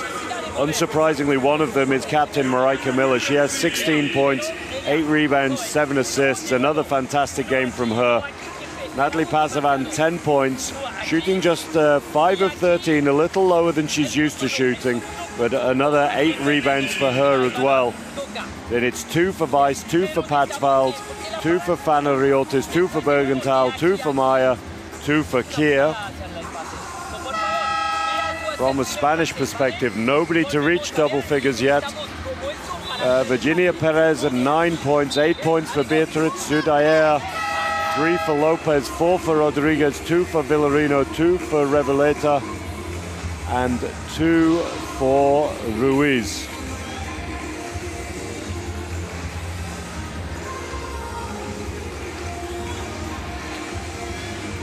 Spain to get us underway here with 1 minute 49 left to go in the third quarter. 10-point game currently to Germany. Perez looking for the mismatch over the top, I think. Ball's fed inside, doesn't quite drop, and there's Perez down the middle. Great seal by Sara Revuelta. Big hand by Miller there. Unlucky that Germany don't come up with the ball. And as we see this replay, and just off camera, Anna Patsvald is headhunting Virginia Perez, making her work for every inch up the court. Team fouls from Spain, though, will mean that this is more free throws for Marijke Miller. Not the person you want to give free throws to. First is good, another swish for her.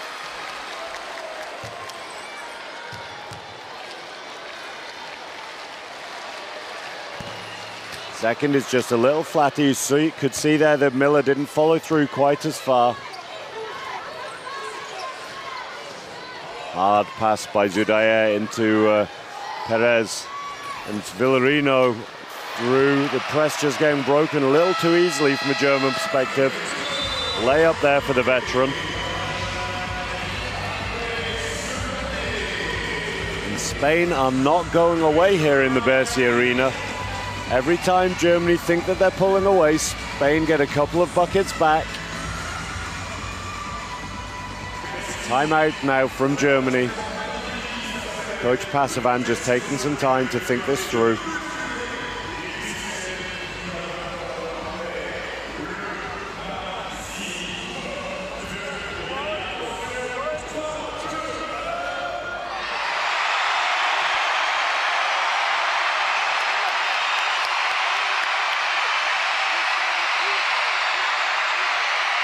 Unbelievable noise here in the Bercy Arena for this crossover game. Difficult to hear what Coach Pasavan is saying, drawing the majority of it up on his board as well. As long as his players are on the right page, that's all that matters, though.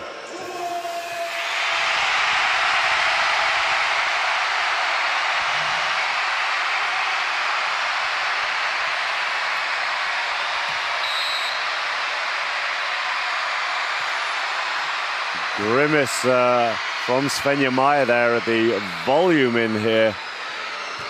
Unbelievably loud. Panariotis has checked back into the game for Miller. She's getting a break at the moment.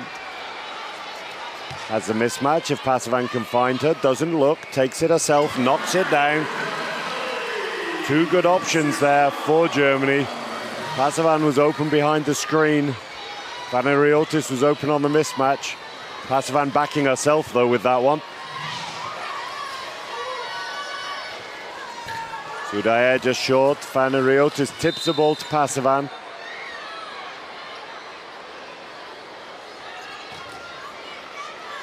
Spanish player just down, helped up by Coach Pasavan.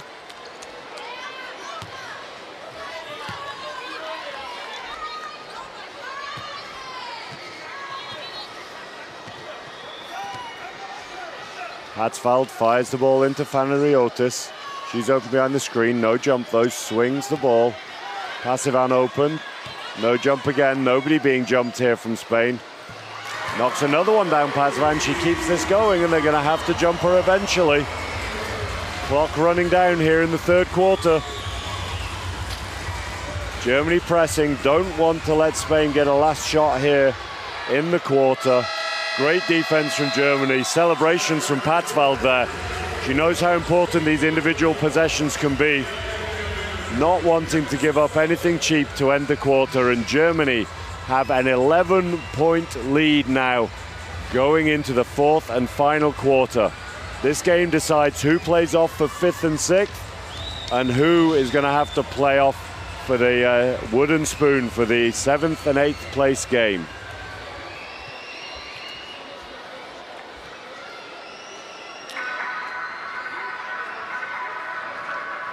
See the game statistics here. Germany shooting better and getting more shots from the field. 44%, 19 makes from the field for them.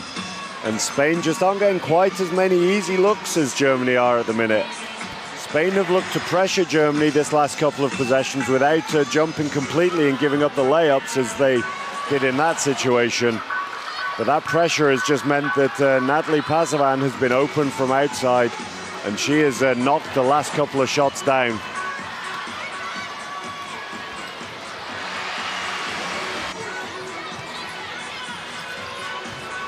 See Pasavan driving inside for this one. Can't make the first, but big enough to get a hold of the second. Natalie Pasavan is out to 14 points personal so far here today to go with her 8 rebounds.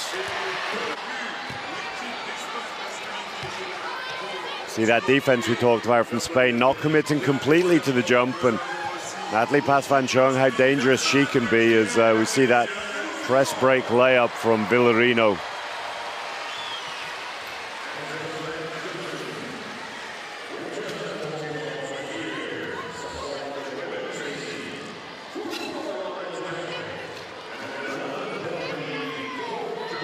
It's going to be Spain to get us underway here, 11 points down going into the final quarter. Be a test of Spain's confidence, a test of their composure, how badly they want this win. Perez takes an early one, doesn't quite drop off the back of the ring.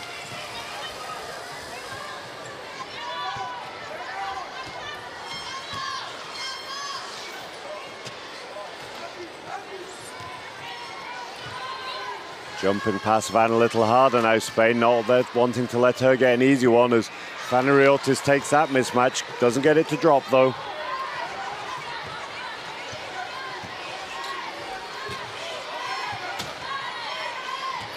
Perez looks at a 3. She's looking to take over a bit here. Shot doesn't drop. Long rebound secured by Spain though. Zudair behind the screen now, faking. Ortega from the middle gets her own rebound. Knocks that one in off the glass. First one was a little wild, but composes herself, shake of the head there, frustrated with the first. But yeah, a little more composure on the second shot than she had on the first.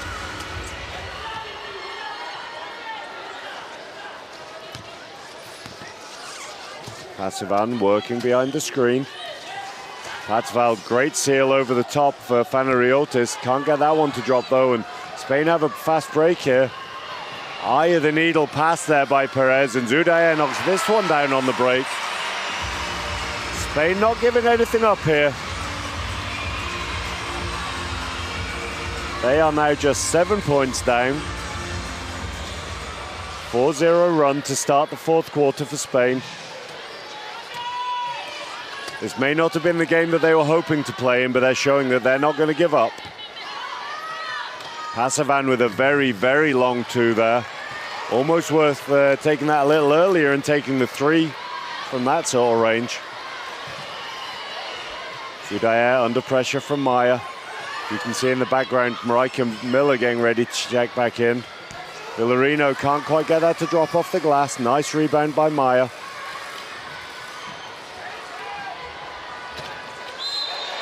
Turnover by Patzwald on the pass and a foul by Pasavan. Trying to reach for that there. Patzwald just losing her balance. Pressure from Spain there. Fanariotis checks back out of the game and in comes Marika Miller. She's going to have one eye on a triple-double, I'm sure. Just 2 rebounds and 3 assists short.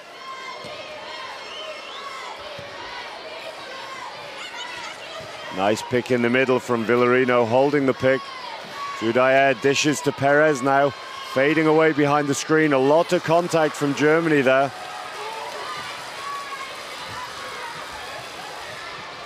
Good pressure from Spain, but Germany showing their composure.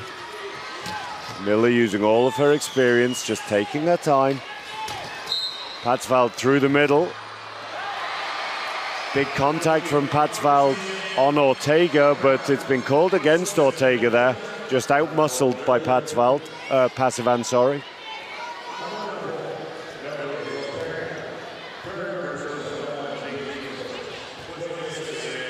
Third foul from Ortega, the number 4.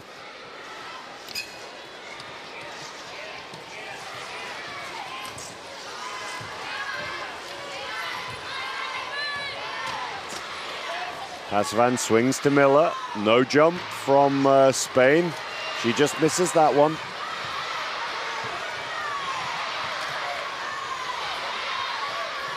Germany with a 7-point lead here, a little under 7 minutes remaining. Great and one play by Perez there. Bullet of a pass. Passivan has to come and help on the weak side. Comes across, hard foul from her, but nowhere near the ball, just a chair foul, and Perez knocks that one down. Strong finish from her through contact. Lopez checking back into the game for Villarino. And there's another one for Perez. Spain really not going away. Germany still scoreless here in the fourth quarter. 7-0 run to Spain, making an absolute battle of this. Miller finds Passivan behind the screen, under pressure.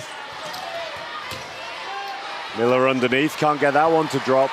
Looking for the foul on the chair, but pressured from Perez on one side and Lopez on the other.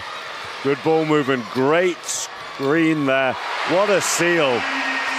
Beautiful play by Lourdes Ortega, creating that layup to Zudayer. Talked about it over and over during this Paralympics. Things like that from Ortega. You don't get any statistics for that. Very little recognition, but key to winning games. Too easy though from a Spanish perspective. They need to get someone bigger matched up on Marijke Miller there. Germany's first points of this quarter from Miller.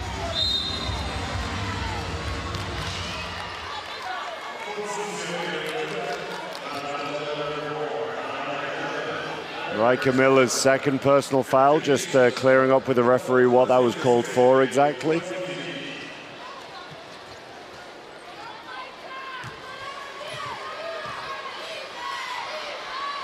Lopez gives it back to Zudayer. Perez with a mismatch over Weiss. If the ball comes, it does. Perez more comfortable playing outside than taking the mismatch usually. Looks for it though. Clock running down, spins. Weiss doing really well to stay ahead of her. Shot doesn't drop. Great defense from Kata Weiss there. See, using all of her experience to stay in front of the footplate of Perez, not giving her any room to drive. Miller fires it in hard to Weiss. Does well just to catch that one. Absolute bullet. Looks for the foul call. Nothing given from the referee though. Weiss, what hustle there to get back. Zudayer through the middle. Perez spins. Kicks the ball. Lopez with the mismatch. That one just rattles out so close by Lopez there. Unlucky on a couple of possessions here, Spain.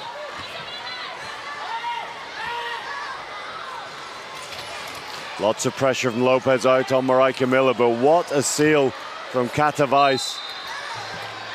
3 seconds called on Passivan though. The seal from Weiss was absolutely perfect, but Passivan just losing her bearings a little bit underneath the basket. She had to clear out from underneath the ring, create space for herself.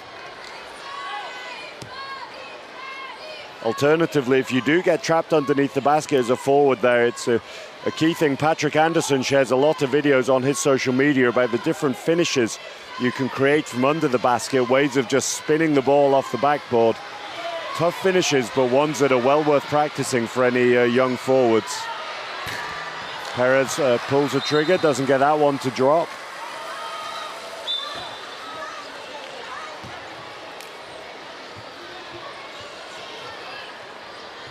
Still only 2 points for Germany here in the fourth quarter.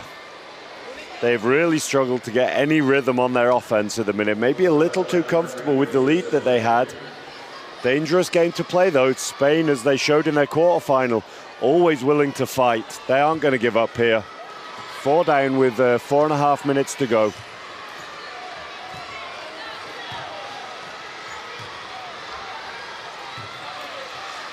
Patsvald working to get Miller free.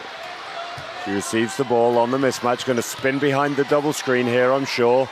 Does, floating for that left-hand shot. Lovely shot from the left-hand side there. Expected her to go off the glass with that shot. That's a favorite of hers, just rolling towards the baseline, using the glass, but showing her variability and going straight in on that one. Celebrations from Coach Passivan as Germany, from his perspective, finally make a shot this quarter. Gap is back out to 6 now, slightly more comfortable for Germany. Lopez behind the screen. She takes this one, doesn't drop. Germany with numbers if they can push the floor.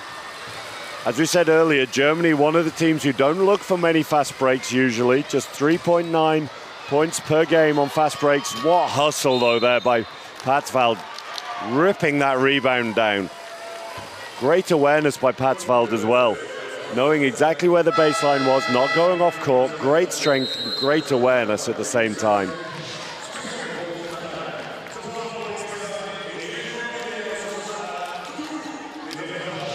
Foul was called on Lopez, I believe, there, and Spain have called their third and final timeout of this half now. If this does get down to a tight game in the last minute or so, Spanish coach is not going to have any timeouts to use. That can be key in those situations, to either get messages to your players or to advance the ball to the halfway line.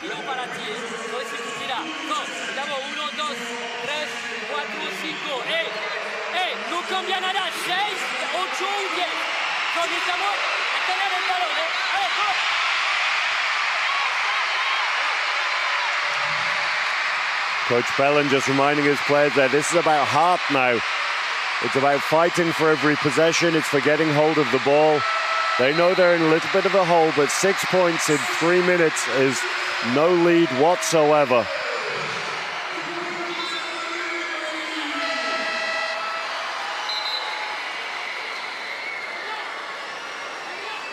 Frustration on the look of Perez as she takes a seat. She is leading the scoring for Spain at the moment with 14 points, but has struggled a little to find her shots the last few possessions. Shooting 6 of 18, and a really good job from the German guards, just pressuring her, not allowing her to get into her comfortable range. Good jump by Ortega, makes that catch difficult for Passivan, just floating over her head. Apologies from Miller there, a little bit too much behind that pass.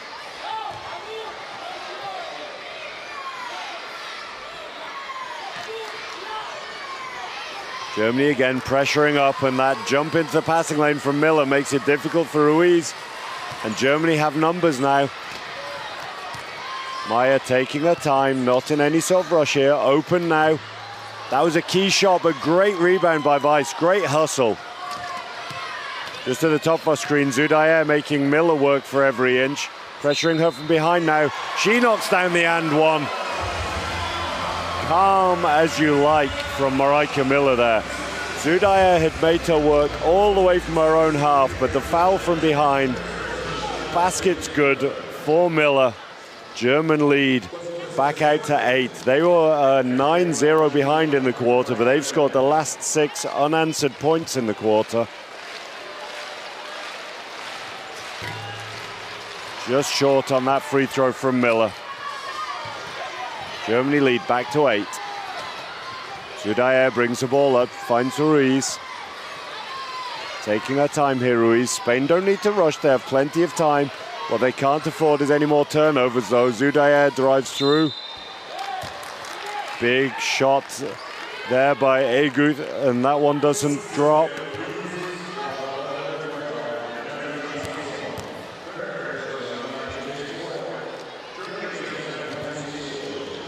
Third personal foul from Passivan. The first free throw just long from Eluth.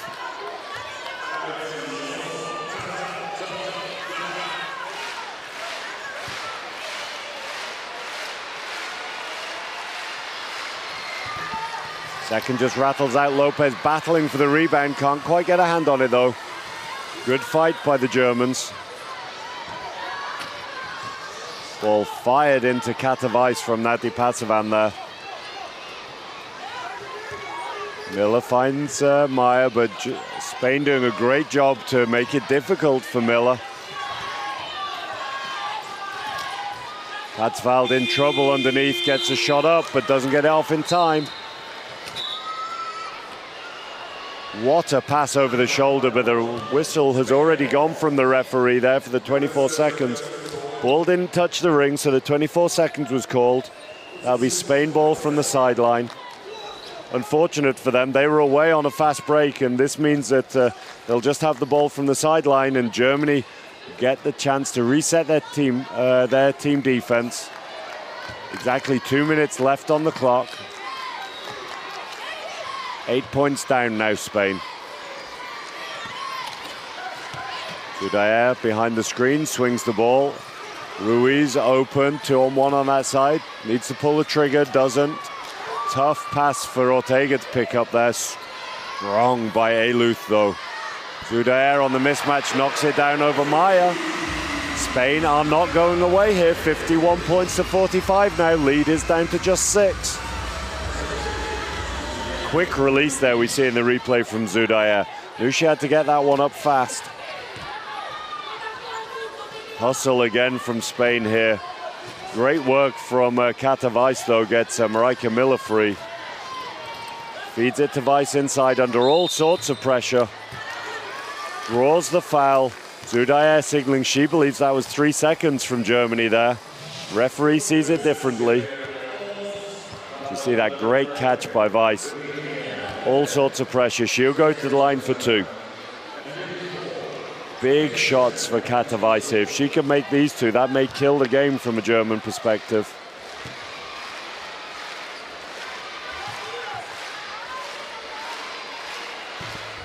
First just rims out.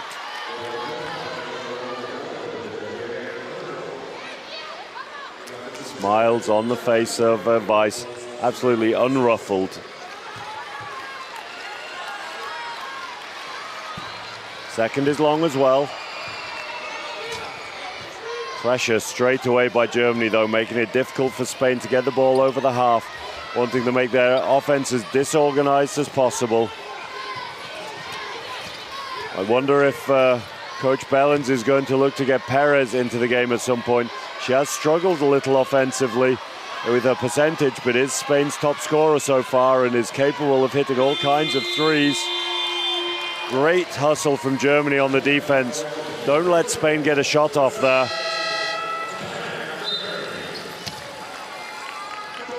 Timeout from Coach Passivan now. Just his second of the half, so he has timeouts to use if he needs to. Both teams in foul trouble as well. So any defensive fouls will see both teams go to the line.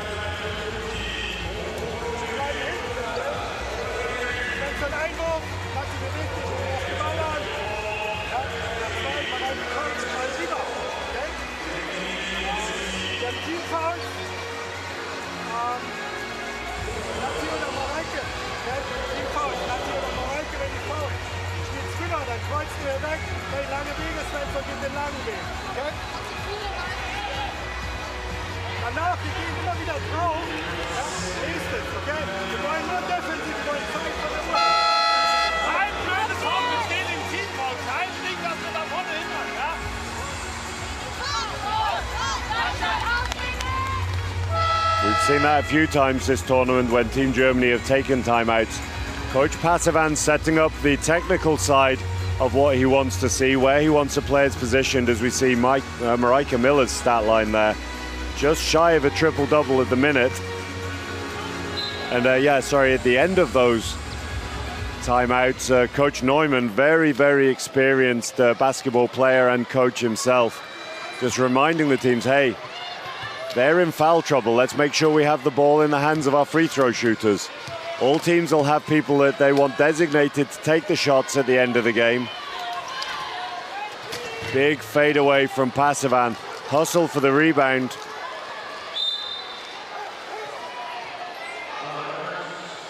Katowice arguing that that's a German ball. Referee just telling her no more. From my perspective up here, it did look like it was a German ball. Coach Passivan challenging that decision, and the referees will go to the monitor. Again, we've mentioned it before, but something that we don't usually have at wheelchair basketball matches, but something that is available to the referees here at Paris. They're able to check the monitor, see replays of situations, just to see if they have made the right call. And these things can be crucial in tight games.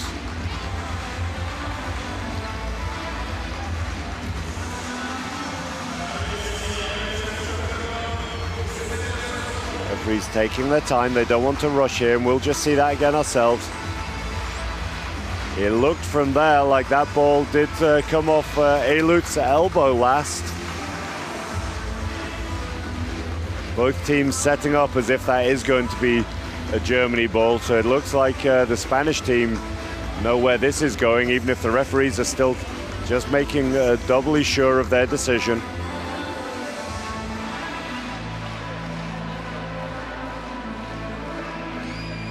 Smart use of the challenge by Coach Passivan, giving his players time to regroup, potentially getting the extra offense, and the referees have changed their decision. Complaint from Katowice was valid.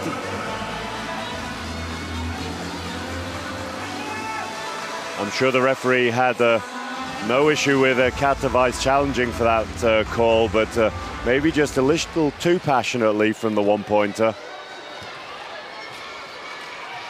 Spain not looking to foul, just jumping here, playing clean defense. Weiss rolls, she dishes to her one-point partner Patzveld, can't get the shot to drop. Patzveld hustling for the ball. Time counting down for Spain here, and this has been a really composed job in the end by Germany. Clock counting down, and that is game over here in this crossover game. Germany struggling for quite a while in that fourth quarter.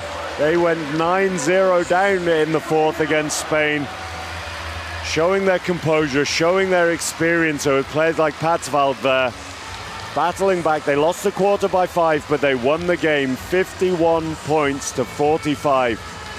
Battling performance by both teams, nobody wanting to give it up, and Germany will move on to the 5th, 6th place playoff, while Spain will play for 7th or 8th position.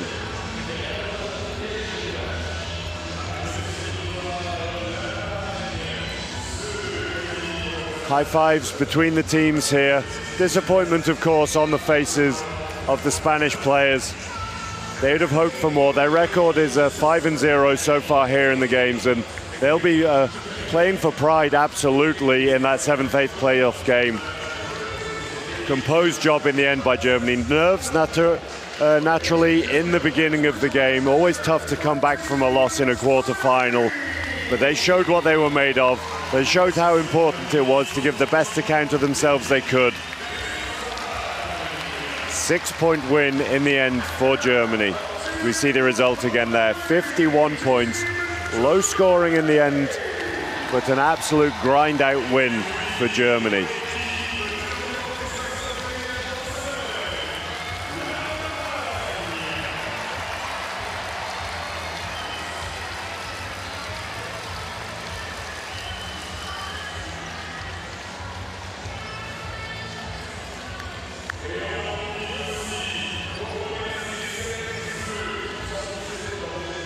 Have a look at the game stats here.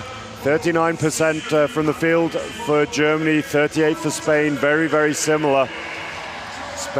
Germany, just with a couple of more offensive possessions, 57 field goals taken to Spain's 53.